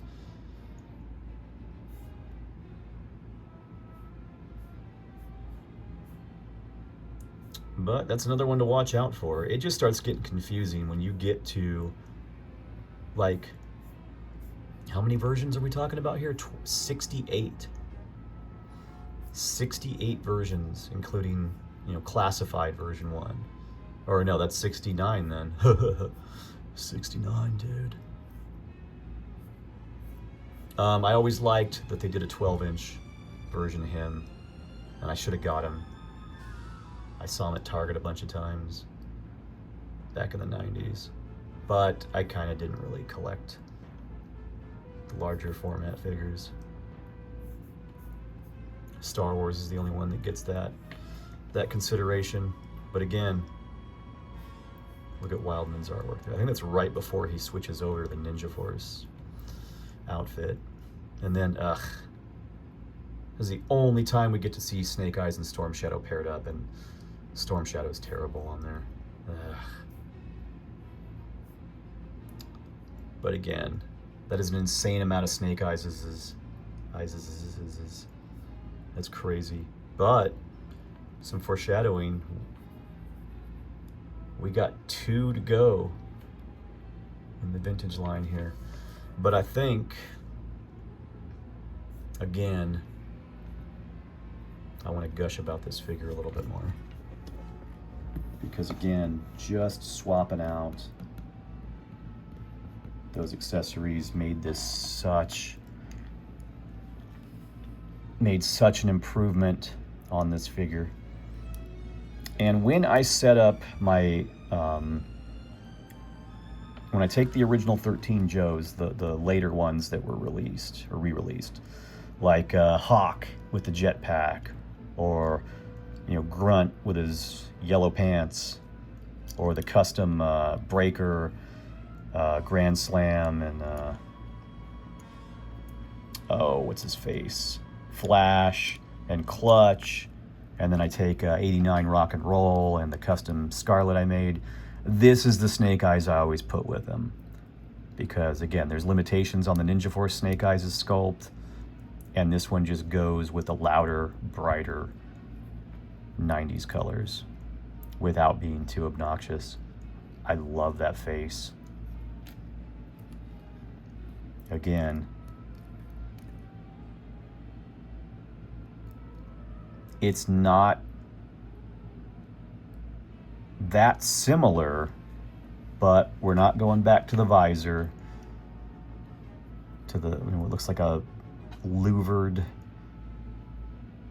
knight's visor, and we're not doing the smaller, almost mirrored sunglasses look of the goggles on the version right before this one.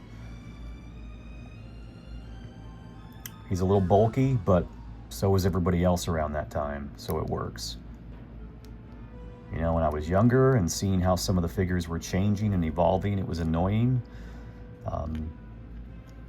But then the line ended, and it's like, well, when you go back and buy them all again and you're not constrained by what wave is out, what's available in the store, and not being able to find the figures secondhand, you know, there was no eBay. You just would either find some at a yard sale, a flea market, or get lucky and find a store that, you know, carried vintage figures. So just being released from the shock of living back then and going from year to year, wave to wave, and going, this is what they're doing, and getting upset when you don't need to. It's a lot of these figures are way more, I appreciate them way more now than I did back in the day. But again, this is one that I always liked.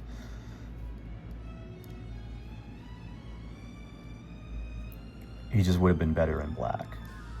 But if you have to go with a bright color during that time period, this blue is the way to go, because it still looks good. Okay, so I think that will do it for 1991 Snake Eyes. There's only 3 years to go in the vintage line, and there's only 2 more vintage Snake Eyes figures to go through the end of the line, through 94. Sad. And it's funny because one of them I totally forgot I even had. I bought him, I threw him in a box, and then a couple days before, when I was setting up the figures, I realized, oh, wait a minute, I have him. I had to find him then, but we'll go over that. So,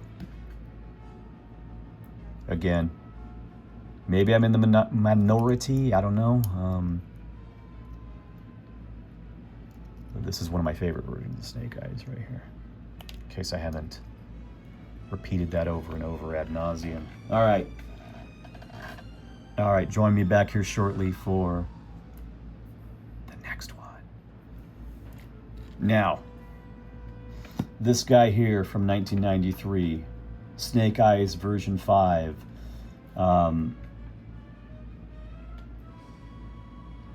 Really the only issue with him is the legs. The Star Wars-esque T-crotch, instead of having the O-ring with the hook and the greater posability in the legs. But honestly now, as someone who isn't sitting there playing with the figure, it's just being posed and set on a shelf next to other people from that line or that wave. Other characters from that wave, or especially Scarlet, who shares the same articulation. It's not as bad. It's not ideal, but it's still not as horrible a shock as it was when he came out. And when he came out, I actually bought 2 of him, and I bought 2 of Scarlet. Mainly because the head sculpts looked so good on them, I was like, I gotta make customs with these. Unfortunately, because of the action feature and how they're put together, you can't really take them apart and reuse them. And that plastic is really hard. So back in the day, I think I wrapped a t-shirt around him and then I beat him with a ball peen hammer until I cracked the torso apart and got that head. And then same thing with Scarlet. Ball peen hammer. I recently had 2 of these, and I hemmed and hawed for about 2 or 3 years. The whole point of me getting a second one was so I would have another head to do a custom with. But nostalgia kicked in or something, I don't know. And for whatever reason, I could not bring myself to destroy him. I kept holding off on doing it. And then finally, when I was setting all these figures up, I'm like, okay, just do it. Just do it so you have it for the video. And I'm probably still gonna get another one because I do like the way this figure looks, even with the gaudy light blue. It's similar, but not quite. It's a little bit, this is more toned down, even though it looks bright in contrast to the original all black. When you see it next to this, this is the one that looks more 90s and looks more kind of neon. Now, I will say, now that I'm older, picking this figure up, I believe I have his weapons somewhere. Maybe it was Scarlet's. I don't need him. He had, what, 2 or 3 swords, and then Storm Shadow's climbing claw. I don't need to display him with those. So I don't even remember if I have them.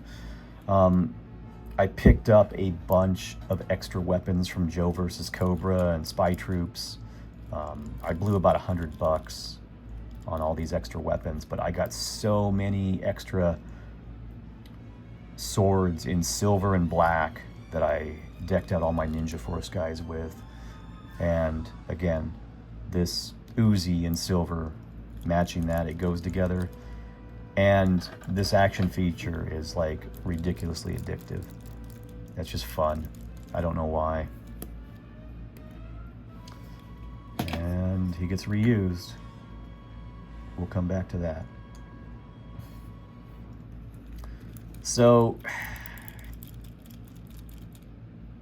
it's kind of a love-hate thing. I remember being furious about only having this articulation, but since the majority of my figures are going to stand there and they're not going to get picked up and posed unless I'm doing a video like this, it doesn't really matter. It's sitting there on the shelf and it looks fine.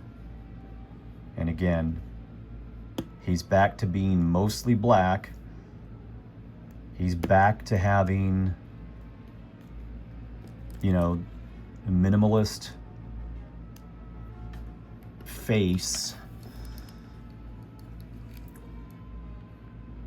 We kind of lost the goggles, but the way that faceplate looks, the way it goes over his head, and those white eyes, it still looks cool. It still works. Honestly, that looks more like what you would expect Snake Eyes to look like than just with the goggles. Like, yeah, it's the opposite of a white Paradise with the black dots, but it just works. I gave him these 2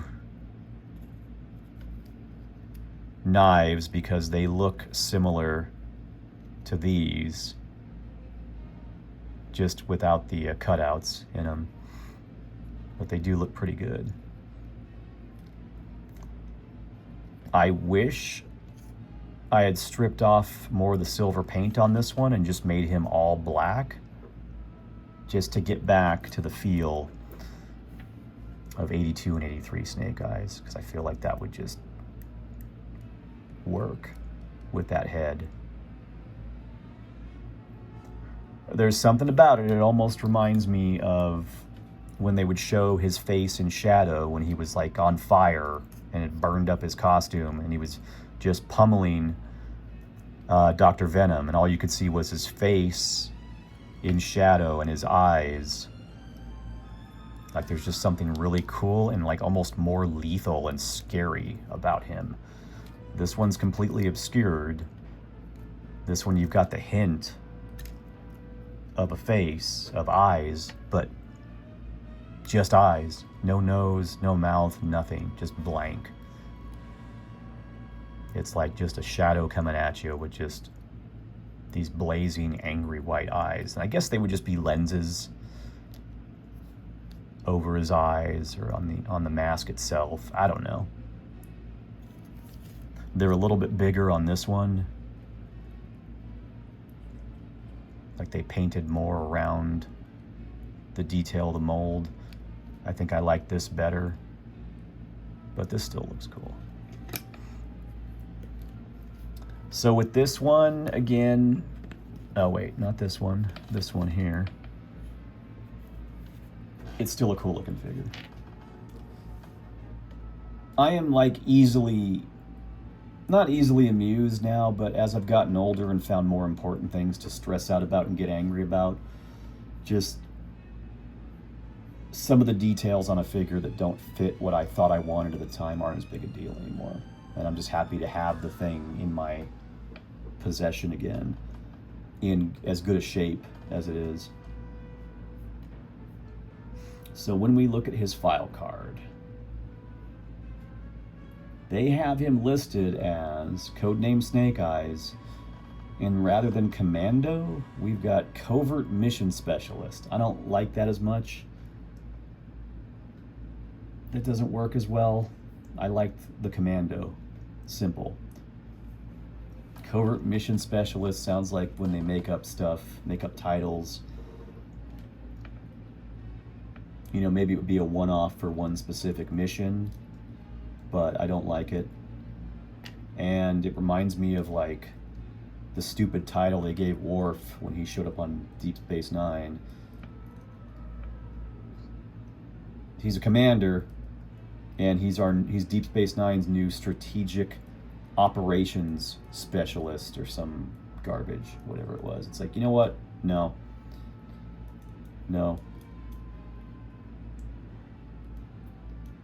He never did anything strategic. Nothing. So this title reminds me of that. Anyway, the usual things are classified. The file name, the serial number, his birthplace, his grade has remained E7 now on the last two in this version. His primary military specialty is still infantry. His secondary specialty is still hand-to-hand combat instructor. Now we've got a motto added on here. I forgot about this. They started adding this. His motto is, "Move with the wind and you will never be heard," which feels kind of weird. In the comic, in the context of Snake Eyes writing a letter or writing in a journal as he's like, you know, at the Wingfield compound, and he's talking shit about Hawk and Grunt and how poorly they're doing in disguising their actual abilities when they're doing the melee training with the other survivalists at Wingfield's compound. Like, I wish they had done that more. That was hilarious.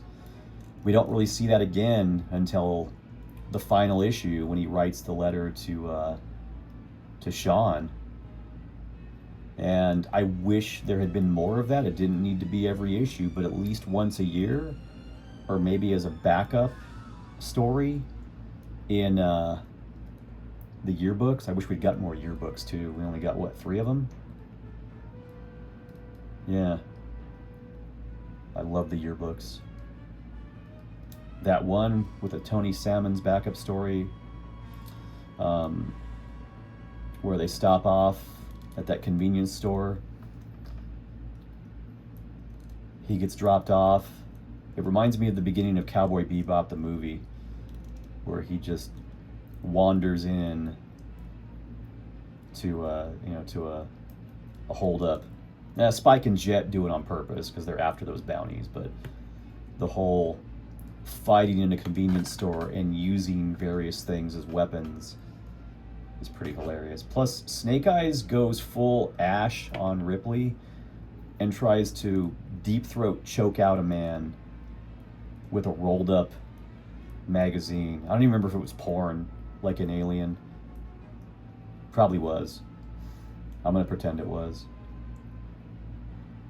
Anyways, having a motto on here, I kind of don't like.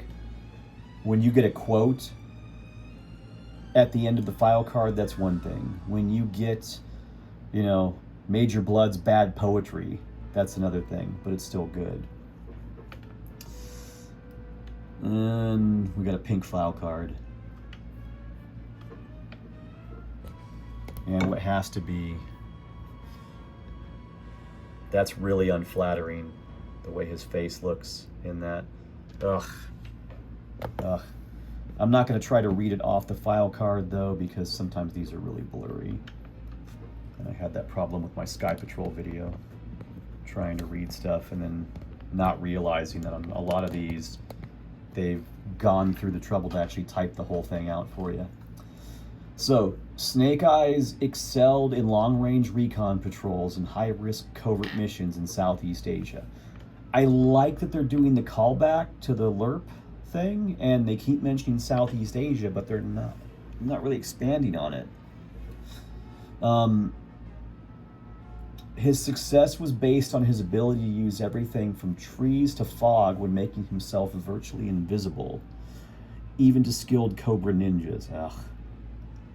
I mean, if we were talking about the red ninjas, that'd be different. I'm just picturing, you know, like Slice and Dice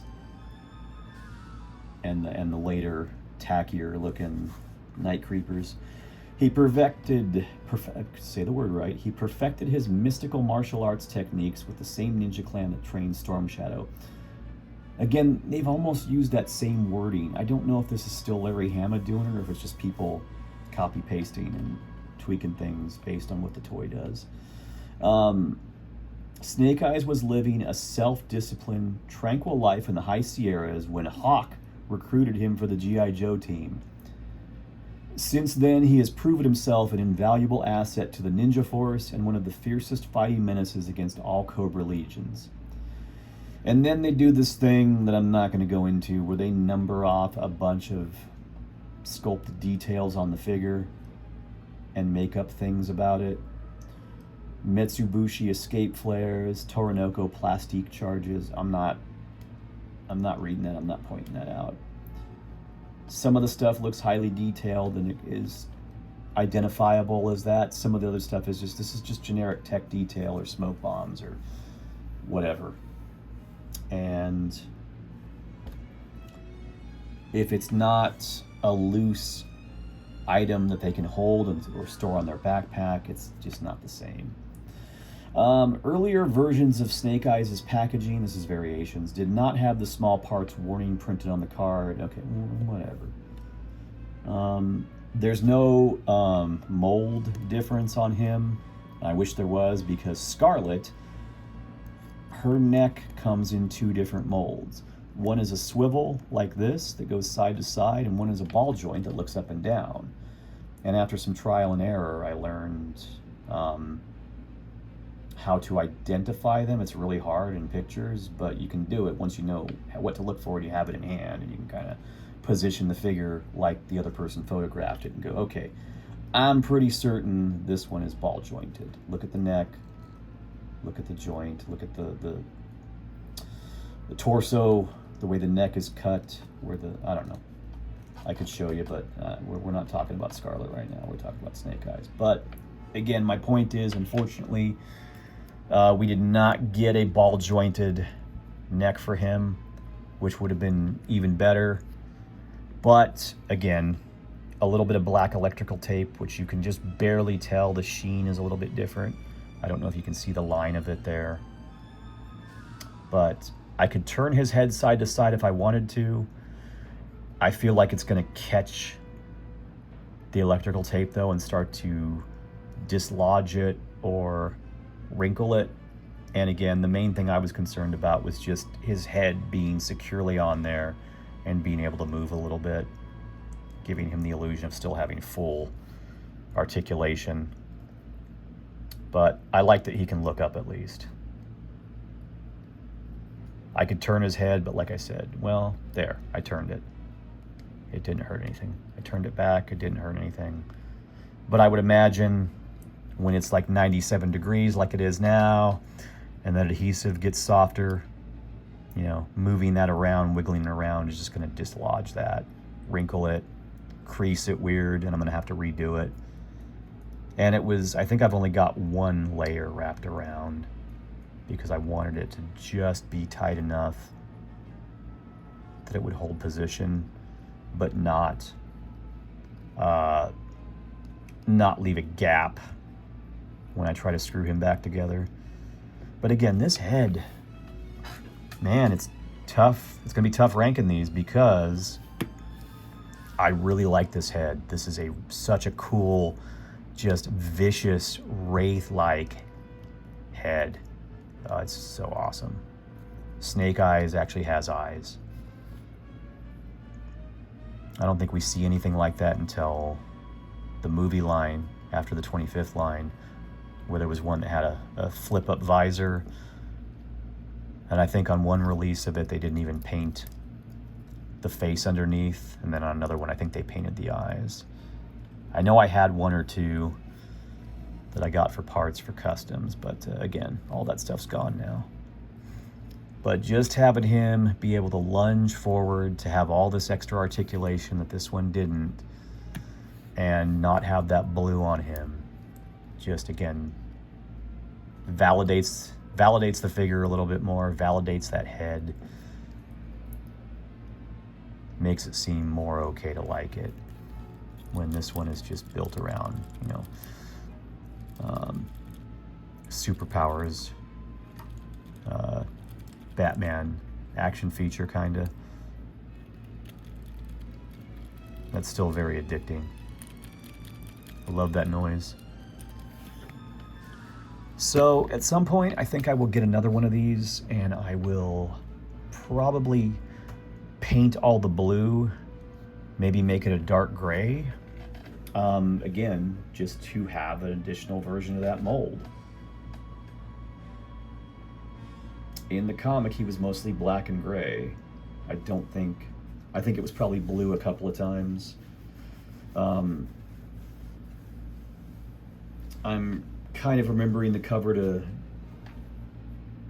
G.I. Joe starring Snake Eyes and Ninja Force. Nope, it's right there, actually. It does have blue on it. Here, I'll show you. I probably should have done this on some of the other ones, but that's okay.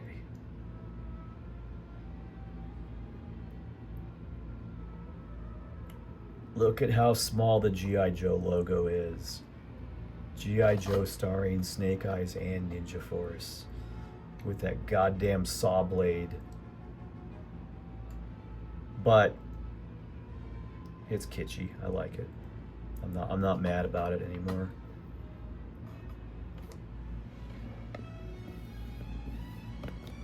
So again, if you're gonna have to go with an action feature,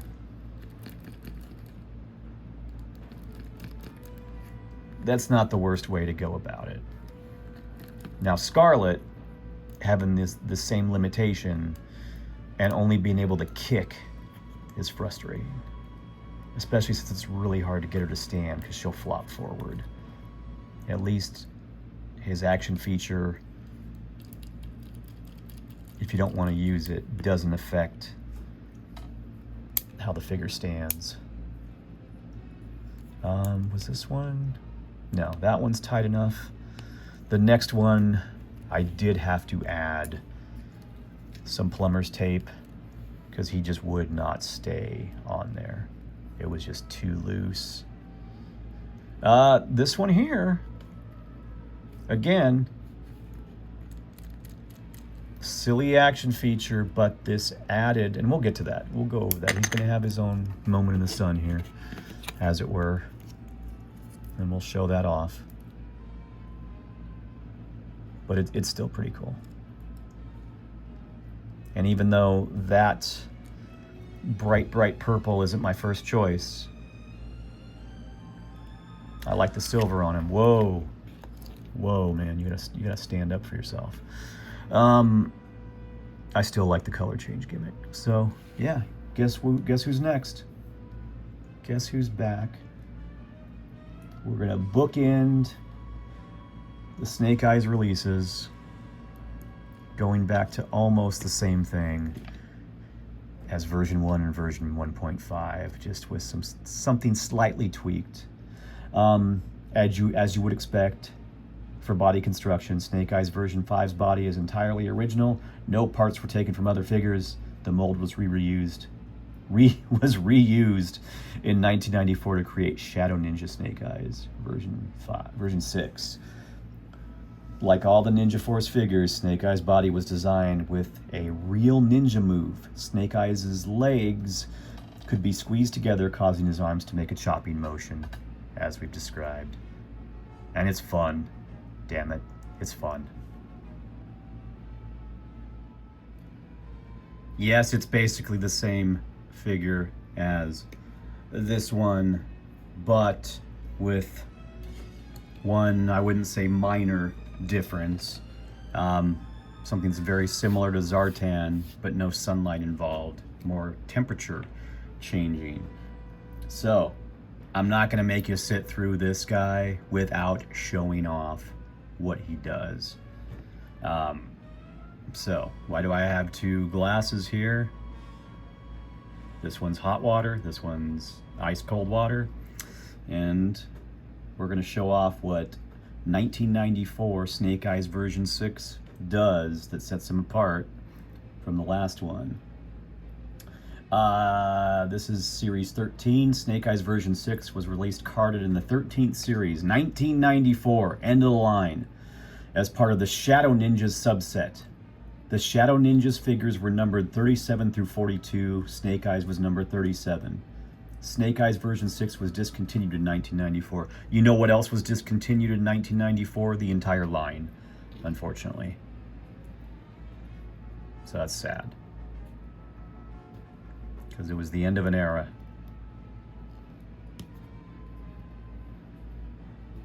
It's the end of a big chunk of my childhood. And when I saw these in the store, I was like, those are stupid. The weapons look stupid. The gimmick is stupid. And then my friend Tim was having a, not a yard sale, but he's got this thing set up where he runs his store on his property there. And you go in the garage and it's like an old-timey, you know, videotape rental store and toys everywhere. And he had this guy, and I was looking at him, and I was like, do I really want this, or am I just desperate to buy something I don't have? And I'm like, it's both. It's both. So I think he was only like $5. And I'm like, come on, you can't go wrong for $5. Now, the only thing that's weird, I think, is this different on both of them? We gonna focus? No. That's kind of hexagonal. It looks like, I'm not even gonna try focusing on that. That's not gonna come through. It's too dark. This one has just a standard round peg hole. This one is hexagonal for some reason. I don't know why they changed that, but unfortunately it does make it very hard to get him to stay on a stand. His knee is pretty loose. I gotta go in and tighten that up. You can just put a little tiny bit of plumber's tape like this around the peg, and then you can still remove it later on if you need to. Let's focus here. There we go. So I shoved a little bit of plumber's tape in there, mainly so he would stand up for the video. But like I said, I forgot I even had him. He's been in a box with a bunch of other extra figures, and I'm glad I remembered. Because when I first brought him home, I was like, oh, this feature is freaking awesome. So it's pretty warm in here right now. I'll run the, oh, one thing I learned too, you can use a hairdryer to make the color change thing happen. Unfortunately, when you do that, you don't want to leave this particular sword, this particular plastic in his hand, because it will shrivel up and almost look like a Night Creeper sword with the ripple water effect. It basically melted the sword, but I have like 10 of them, so, you know, lesson learned. I also heated up his thumbs to get him to hold onto this stuff a little tighter. There was something the way these are colored, and I think it's just the plastic. I think it's just the thickness of that plastic, where I thought, oh, his thumb's about to break off, but I don't think that's the case, because they're both like that. I think that's just that particular type of plastic. Like the thick, this is way thicker, this is thinner and a smaller piece, and I think that's why it looks different. And when I do this, can you see it? Can we focus? We're gonna drop him in. We're gonna try not to burn ourselves or spill water everywhere, but you can see through there, he's looking clear and frosty. Again, as I get older, a lot of this gimmicky stuff is much like a lot of the He-Man figures. It's ridiculously cool.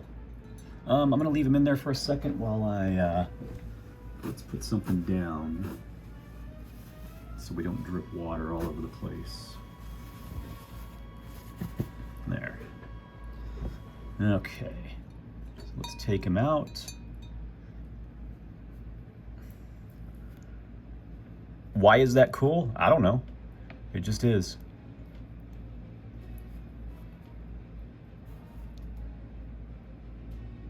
Problem is now his thumbs are expanding a little bit. He's dropping stuff.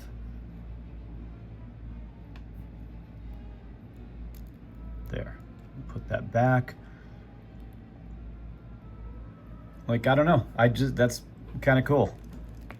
It could have been executed better. It could have been better colors. This color completely disappeared. It's basically similar to what they did with the Eco Warriors. And I have Cesspool, Flint, and Ozone so far. And they had like permanent like jizz stains on them. But when I dunked them in hot water, the color change feature worked again. And then I rubbed some, I lubed them up with some of that there mineral oil, and it actually made the permanent stains go away. So the color change feature works, and whatever dried out on there, whatever that magic paint is that they used, it does recover slightly, and you don't have to have the weird blotchy stuff on them all the time. All right, so that's what hot water does. What happens if we drop him in some cold water, I wonder? You can kind of already see as he cools, he's going from that stark, bright, frosted white to a little bit of a darker, and some of the parts are changing faster. It's funny. Oh, he dropped his sword again. That's okay. Let's take a bath, and right away you can see his bandolier come back to that bright fuchsia color, and there he goes. He's cooling down. I wish that the elbows and the shoulder joints changed color a little better. I mean, they don't. They just stay white. And when I look at the listing on Yojo, it looks like that's just how he looks. If I look at what's in the package, same thing.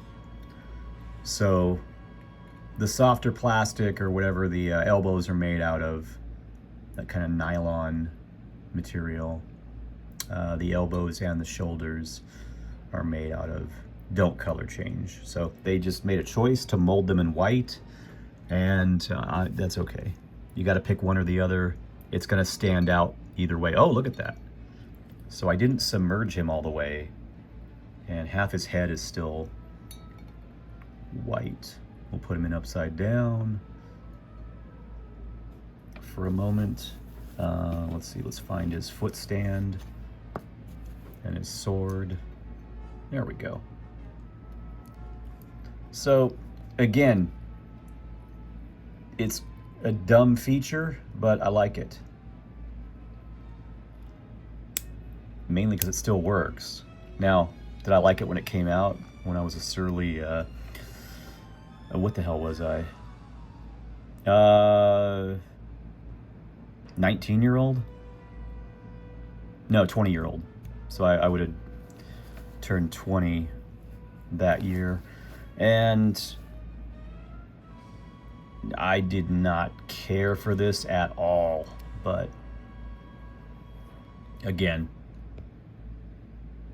it's fun. There's not enough fun shit in the world once you hit 50. So you take what you can get, you know? It'd be interesting to go in and maybe, I'm sure they make temperature reactive paint that you could buy.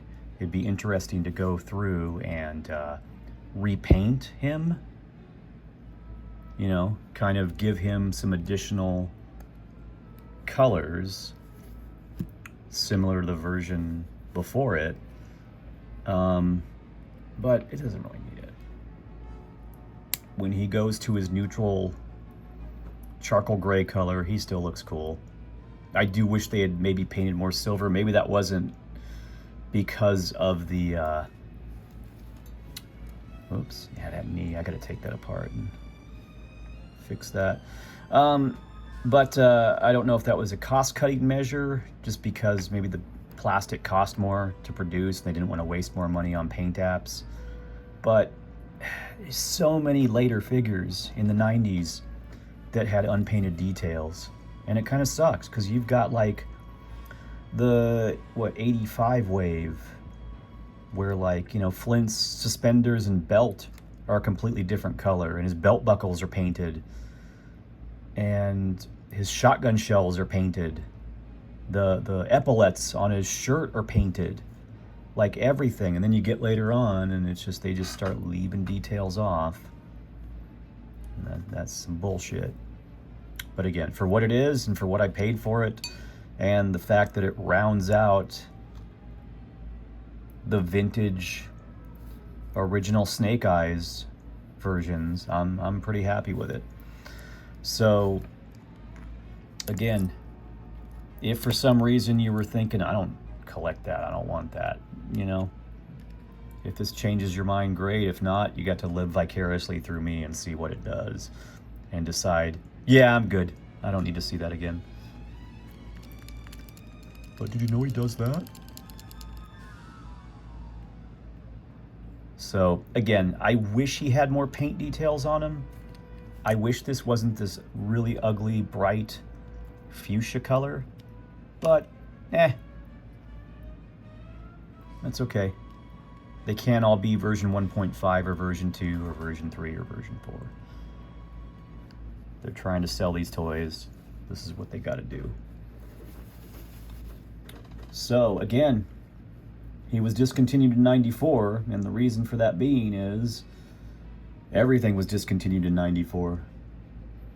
There were no variations of Snake Eyes version 6 known to exist, but I mean, technically that's ass backwards compatible, because version 5 was the original mold, and version 6 is that same mold with different paint apps and a color change feature borrowed from Eco Warriors, just on a grander scale. Instead of just color change paint, it's color change plastic. So again, I kind of wish I had got it back then. So Snake Eyes version 6 was created using the same mold used to create Snake Eyes version 5 from 1993. Like all Shadow Ninja figures, Snake Eyes version 6 had Inviso power. When exposed to warm or cold water, the figure's color would change, as you just saw. Since the original mold was a Ninja Force figure, Snake Eyes version 6's body was designed with a real ninja move. Snake Eyes version 6's legs could be squeezed together, causing his arms to make a chopping motion. I don't think that ninjas did. I don't think that's an official ninja move there. I think that's, you know, it's been kind of bastardized. So yeah, the next version of Snake Eyes would have been, we start getting into Stars and Stripes and comic pack reissues. Or like this one here in 2003 that came with Agent Scarlet and has this stupid roadblock waist and an extra wide T-bar, and I cannot get these screws to unscrew without stripping the head, so I guess he's just going to stay like that. But now that I have an original Snake Eyes, it's fine. I don't care about this one as much. It's a one-off. So I'll show you the other stuff I had put aside here that's Snake Eyes related in just a moment. And then we'll go through and we'll rank everybody. Not the customs, just the original figures. All right? All right. I'll see you in a bit. Okay, really quick, before I go into this custom and these other versions of Snake Eyes I wanted to show off, let's look really quick at some adjacent Snake Eyes-esque figures that could be used in conjunction with some other Snake Eyes parts to make some cool customs. I don't have Night Vulture, that Air Commando, but I do want that figure. And that figure does look like an updated 90s, you know, tacky colored Snake Eyes.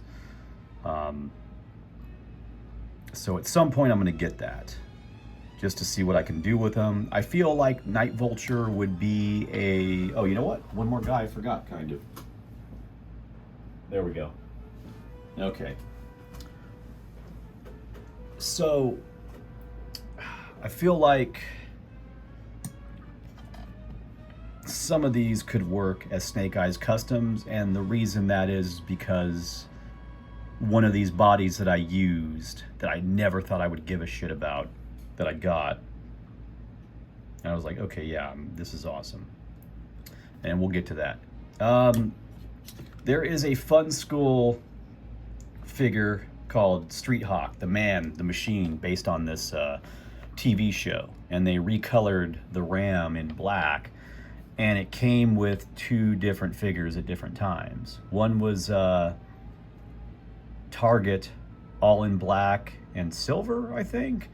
But I think he has Spearhead's waist and I forget now. I just looked him up recently to see how much he was going for.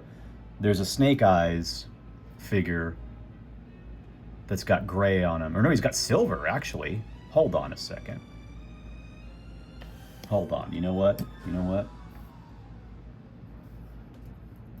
Fun School Street Hawk. There we go. I'm gonna go to Forgotten Figures. Oh, that's a cool banner. So, yeah, it is Target's upper body with Spearhead's lower body. And you know what? Here, I'll show you. So, Forgotten Figures, figures.blogspot.com. That is a cool looking figure. I like the blue being gone. I like the silver with the black. Again, that body would make a pretty decent you know, like Star Brigade Snake Eyes or something like that, which is kind of what I made with some other parts here. Kind of a Battle Core, you know, late 90s, last version of Snake Eyes. I'll show you here in a moment. But that does look cool. Now, here is the other one that has the Snake Eyes body. And I think really the only difference is he has a big blue block in front of him where you can't see. Yeah, he's just silver. But again, I still really like that, and I really want that ram. That ram in black, even without that sidecar, looks flippin' awesome. And what I would do, I was goofing around with, I always thought Snake Eyes should have a helmet. When I was a kid, I used to take Blowtorch apart for some reason and stick Snake Eyes' head on Blowtorch's body and then put Blowtorch's helmet on him and leave the face mask off, and it looked cool. This Snake Eyes here is the retro O-ring that came in a 2-pack with Storm Shadow a couple of years ago, 2 or 3 years ago. And this was my only, technically version 1 or 1.5 Snake Eyes for the last couple of years, because I was like, yeah, you know what, right now it's good enough. It cost me like, what, $20 or $30. I got a really good Storm Shadow in that pack too. And here you can see I've just got him decked out with accessory pack weapons. But again, excuse me, if you put a helmet on him, it actually looks kind of cool. This is, what's his face? Ripcord's helmet. Mutts looks good on him as well. But yeah, things you can do. So we were looking at Target. Whoa. And I mean, that blue kind of matches these two Snake Eyes here. So it's a decent body. You just get rid of the Iron Grenadiers symbol, and you got Snake Eyes in space. If you wanted to do a better Desert Snake Eyes than that Toys R Us 4-pack, you got this. You know, maybe remove this. This head looks a lot like when City Strike Snake Eyes came out for, what the hell was it? Something of Cobra, Pursuit of Cobra, Skylarkings of Cobra, whatever the hell it was. It reminded me a lot of this vintage figure. And Desert Scorpions look pretty damn awesome.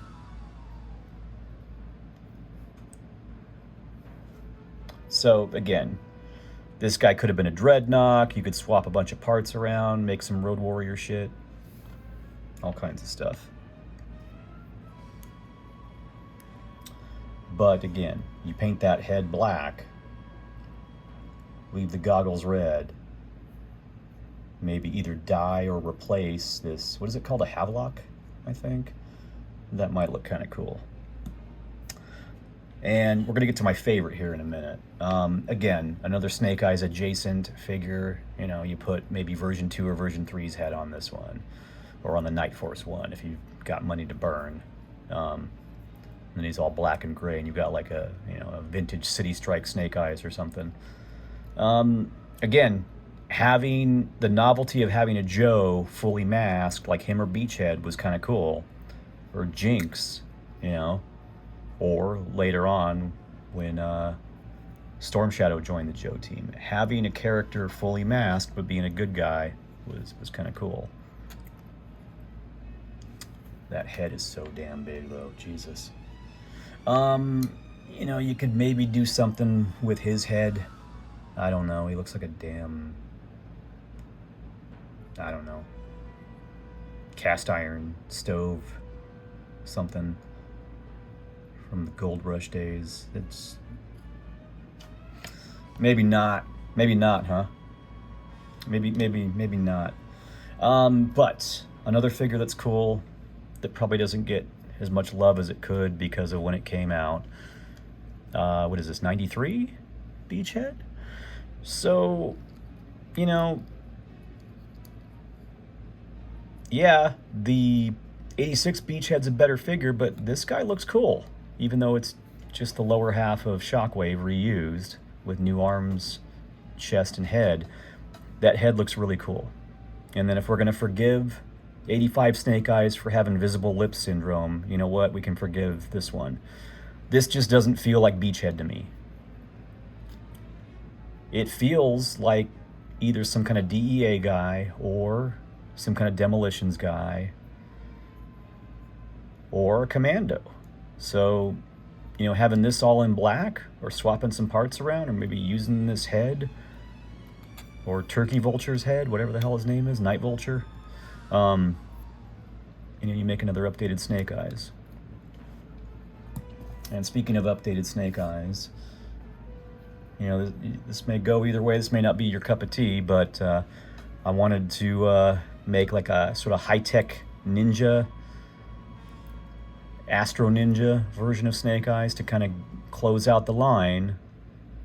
And I had looked at, I had never held it in my hand before. I just knew the original mold was terrible.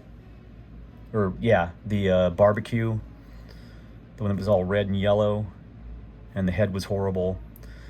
And then I stumbled across this at Never Enough Toys. He had a cracked elbow though and some paint wear, so I didn't buy him. But that gave me the idea, oh, holy crap, that body looks cool. And it looks like one of the Valor vs. Venom or Spy Troops Snake Eyes, the one that came with Crocmaster. It looks similar to that. So I was like, I could paint this, but it kind of follows blue, kind of turquoise, that, you know, it's going along with those colors. And then this one was blue. So it's like, yeah, so what? Introduce some more color to Snake Eyes. So what? Who cares? And I just threw Countdown. I have an extra Countdown jetpack on him. Gave him the Ripley grappling hook and his sword. For whatever reason, just taping something off and spray painting it silver looks ridiculously good on a lot of vintage Joes and fixes a lot of issues. So if you know you want to keep stuff pristine even when it's beat up, that's fine. But if you want to restore things, I got 2 extra Gyro Vipers that had scratched up faceplates on their helmets, and I just taped them off. It took longer to tape them off carefully than it did to spray paint them silver and go over them with gloss coat and dull coat. And they look immaculate. So that gave me the idea to do this. I was like, well, I want his head to pop a little bit more and look a little fancier, and at least this way it looks, yeah, we're reusing that head, but it's not just a lazy head swap. And same thing, I just taped it off. Took forever to do that, but then I spray painting it only took a minute or two, and then letting it dry and going over it with the gloss coat and the dull coat to give it that same kind of sheen. And worst case, I can always strip it back off if I need to. The dark gray paint is still under there, but he's a little short. A lot of the later figures started getting smaller for some reason. But I don't know, I really like that.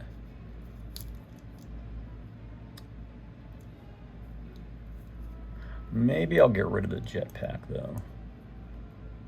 Or maybe I'll leave it, I don't know. He doesn't really have a home right now because these Snake Eyes figures have all been sitting on this Star Wars Death Star Escape game board, and I've either been leaving it on my desk getting ready to getting ready to record, or moving the whole thing to the closet to get it out of the way. And now that I'm done, I can put all my Snake Eyes back on the shelves where they go with their respective wave mates, or displayed in the command center, or like the original 13 are all front and center. So that'll be nice to get this done, put these away finally, and move on to the next project. I might get this uploaded before I complete editing, not editing really, but just pasting everything together and uploading the Sky Patrol video I did. So again, I got really burnt out on Snake Eyes for a while. Then I didn't have any Vintage Joe figures.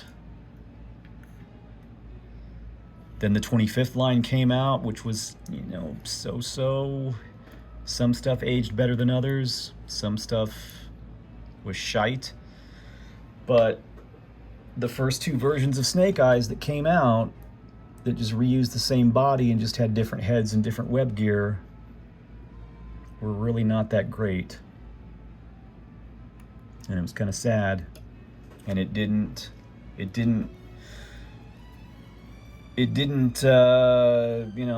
equal what the original figures did. It didn't feel like recapturing my youth. It felt like, I don't know, bad replacements. So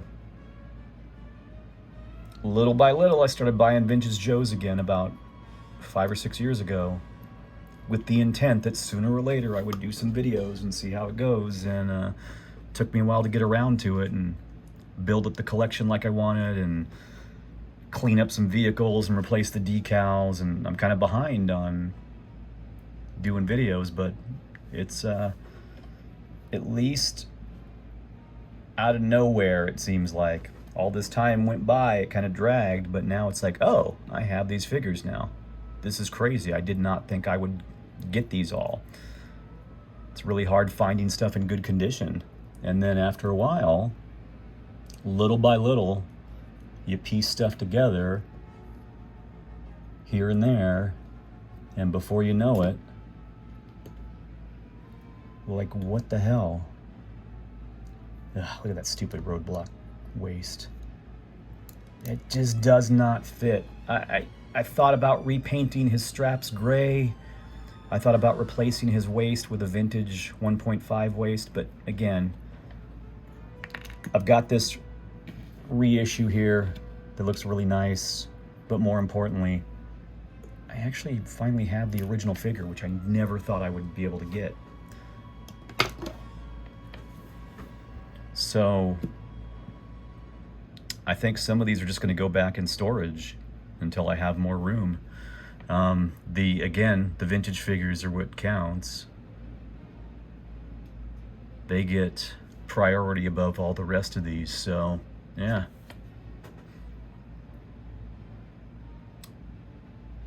Oh, you know what we should do? We should rate these, shouldn't we? Yeah.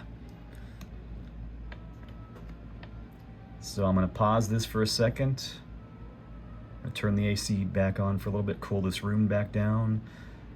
And I'm gonna turn it off because it's friggin' loud. Louder than this fan that's going out here in the hallway. But yeah, then we'll go through and rate these, and I think it's gonna be fairly clear cut based on how I gushed about certain things during the video at length. But you never know, I might surprise you with some of these. This is just crazy. Just having all of these together in a row. And granted, he needs, arms that aren't broken and non-accessory pack weapons. He needs his sword and his actual Uzi. These three don't have their original weapons right now, but again, I don't really need them. I don't care. It's more than good enough. Really, the only thing I want to focus on right now is getting Snake Eyes version 2's sword and Uzi. And then I'll probably still leave him with one of these swords in his hand or in his sheath. Not sure. But anyways, I will be right back, and we're going to rate these guys from worst, I'm making air quotes you can't see, to not the greatest, to unarguably the greatest. Yeah, there we go. I meant to put that on one of them during this and I forgot. There we go. I'm still putting together a Quinn. Johnny Cage's legs, Ricondo's chest and arms, and some Remco head I found that actually looks like him, but it has a headband. So I just painted it black to match his hair. But yeah, let's cool down. We will rate these guys and wrap this thing up. All right, time to rate some Joes. Timber is not participating. He's going to just watch. He's going to eat the loser. So, if we had to pick a worst one out of all of these, it would be 1994 version 6 Shadow Ninja Snake Eyes. And the only reason he's going in last place, the thing that edges him out and reduces the coolness factor of his color change gimmick, would be his overall paint. Unfortunately, whatever that fuchsia is going across there, you know, why they didn't use more silver, I don't know. The overall neutral gray on him looks cool. The silver looks cool. The color change feature is awesome. Still having the white eyes looks awesome, but we got to have a last place, and version number 6, it's going to be you. All right. Version number God damn it. Coming in at number 5. Well, unfortunately, again, there has to be some losers here. So, coming in at coming in at number 6, number 5. We're going to get through this, I promise. Coming in at number 5 would be 1993 version 5 Snake Eyes. Again, his colors are awesome. Well, I don't care for the blue, but he's still better than this one color-wise. He's got more silver on him. He's got more paint details in general. And the Andrew Wildman art kind of sold me on this version of the character a little bit better. So he comes in at number 5. It's funny that they're almost following the same version number they are. Then for who's ranked number 4? Oh, you know what? This ain't gonna work. Because there's 7 figures. Remember the way they're numbered weird? 1 and 1.5 and then version 2, 3, 4, 5, 6. So there's 6 versions, but technically there's 7 figures. Okay, so coming in at number 7, obviously. Number 6, you got it? Okay. Unfortunately, we got to pick somebody for 5, and this could go either way for some people. I think you'll understand my reasoning, and unfortunately, the other ones are better than this one. Coming in at number 5, 7, 6, 5, I would have to go with the very first version of Snake Eyes. Version 1, straight arm. And the only reason he's getting ranked that low or that high, I don't know. The only reason he's coming in at number 5 is because of the more limited articulation. Because without the swivel arm, he gets edged out by a few other figures that are just a little bit better. So again, not a bad figure. I'm glad I got him. But are there ones that are better? Yeah. All right. So to add more controversy to it, who's coming in at number 4? I may have foreshadowed this. You may have thought this is where it was going, and I'm sorry to confirm for you.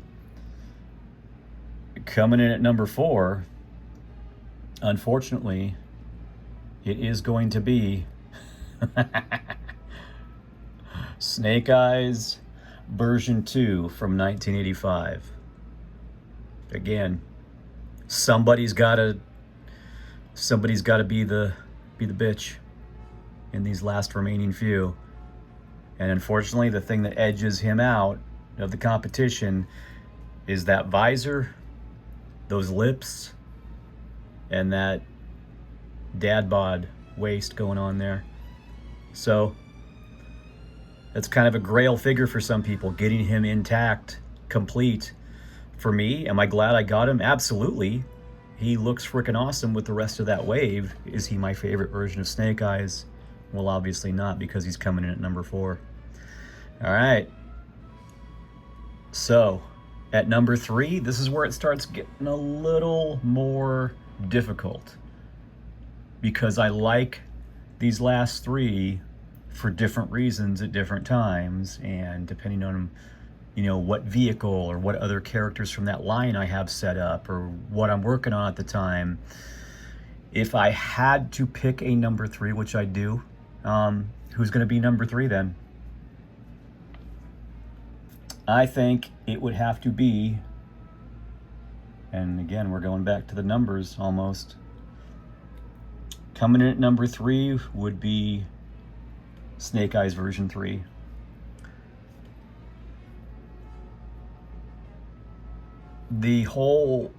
That era, when this figure came out, when this costume came out, how it was introduced was freaking awesome. The covers for the Snake Eyes trilogy that Lee Weeks did with him and Storm Shadow, it's freaking awesome. I love this figure. The only issue I have is the size of that head. The head is too small compared to all the other Snake Eyeses. And there's a lot of unpainted details.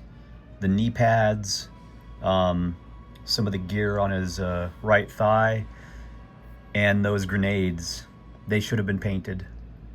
If they didn't want to go crazy with the silver, if the silver was more expensive, they should have gone with, you know, charcoal gray, medium gray, whatever, light gray, and they should have decked out all the details.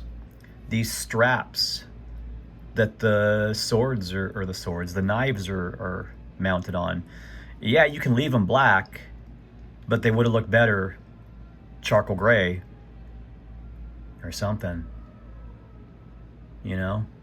So he's coming at number 3. Now, for number 2, this is where it gets rough for me, because I'm torn. I'm really, really torn here. If I was going on details and sculpt alone, I know who I would pick. If I was going on paint apps, I know who I would pick.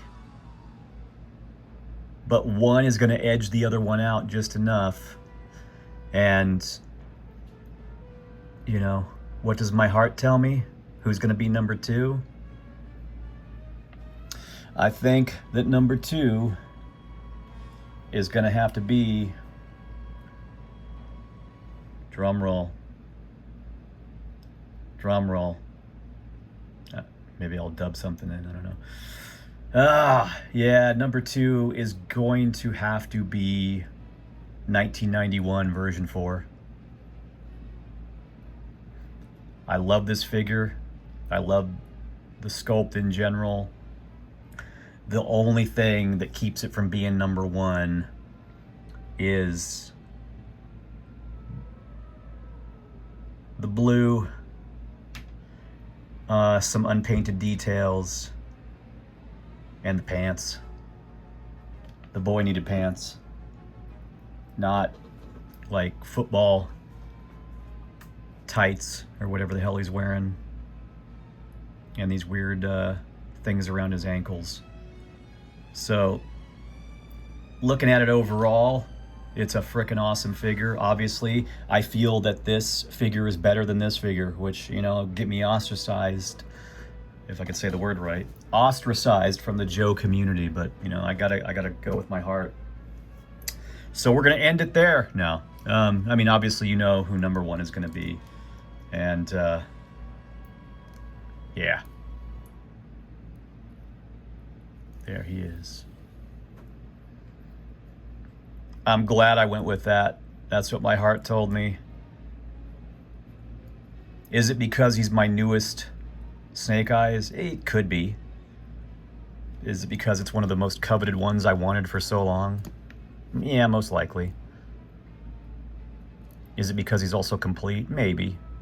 But again, I have not had this figure in my possession. I haven't touched this figure since probably, I don't know, 1985, 1986.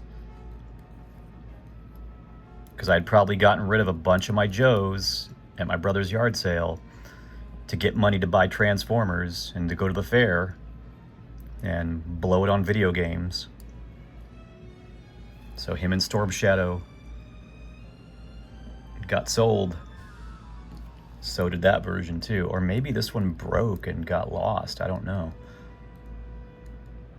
But again, I haven't had this figure in my possession for a long, long time.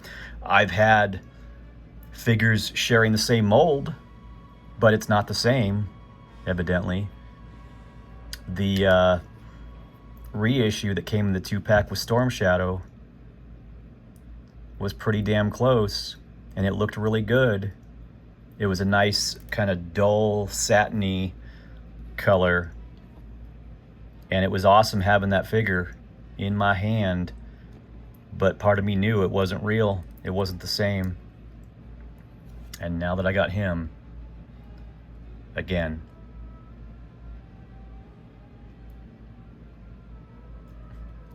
this was the Snake Eyes I fell in love with, for want of a better term. He looks awesome. Are there things that could have been done better on him? Yeah, but so what? He's a slight improvement of the first figure with additional articulation at the bicep with that swivel arm and penis reduction. But he wins.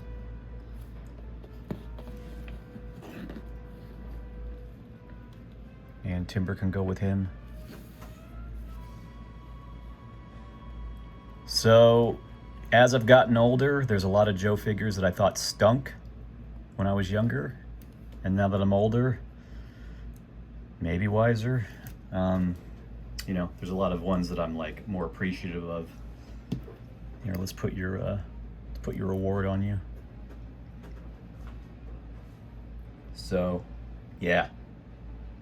Yes, indeed. Snake Eyes version 1.5 from 1983 is the winner, for obvious reasons. I know a lot of people would have went with version 2, but I can't do that. I can't in good conscience do that. The only thing this figure is lacking would be a Grunt backpack in black. And I had a Black Major one that didn't quite fit that I shaved down, and now I don't know where it is. Otherwise I could have put it on him carefully so as to not crack him and destroy what I love. All right, so 1983 version 1.5 Snake Eyes wins. Timber's gonna eat well tonight. Yeah, all right then. So that's gonna wrap it up. If you stuck it out, well done you. If you skipped ahead, I don't blame you. But, all right. I'm gonna go eat. Have a good rest of your Labor Day weekend. Take care. Bye-bye.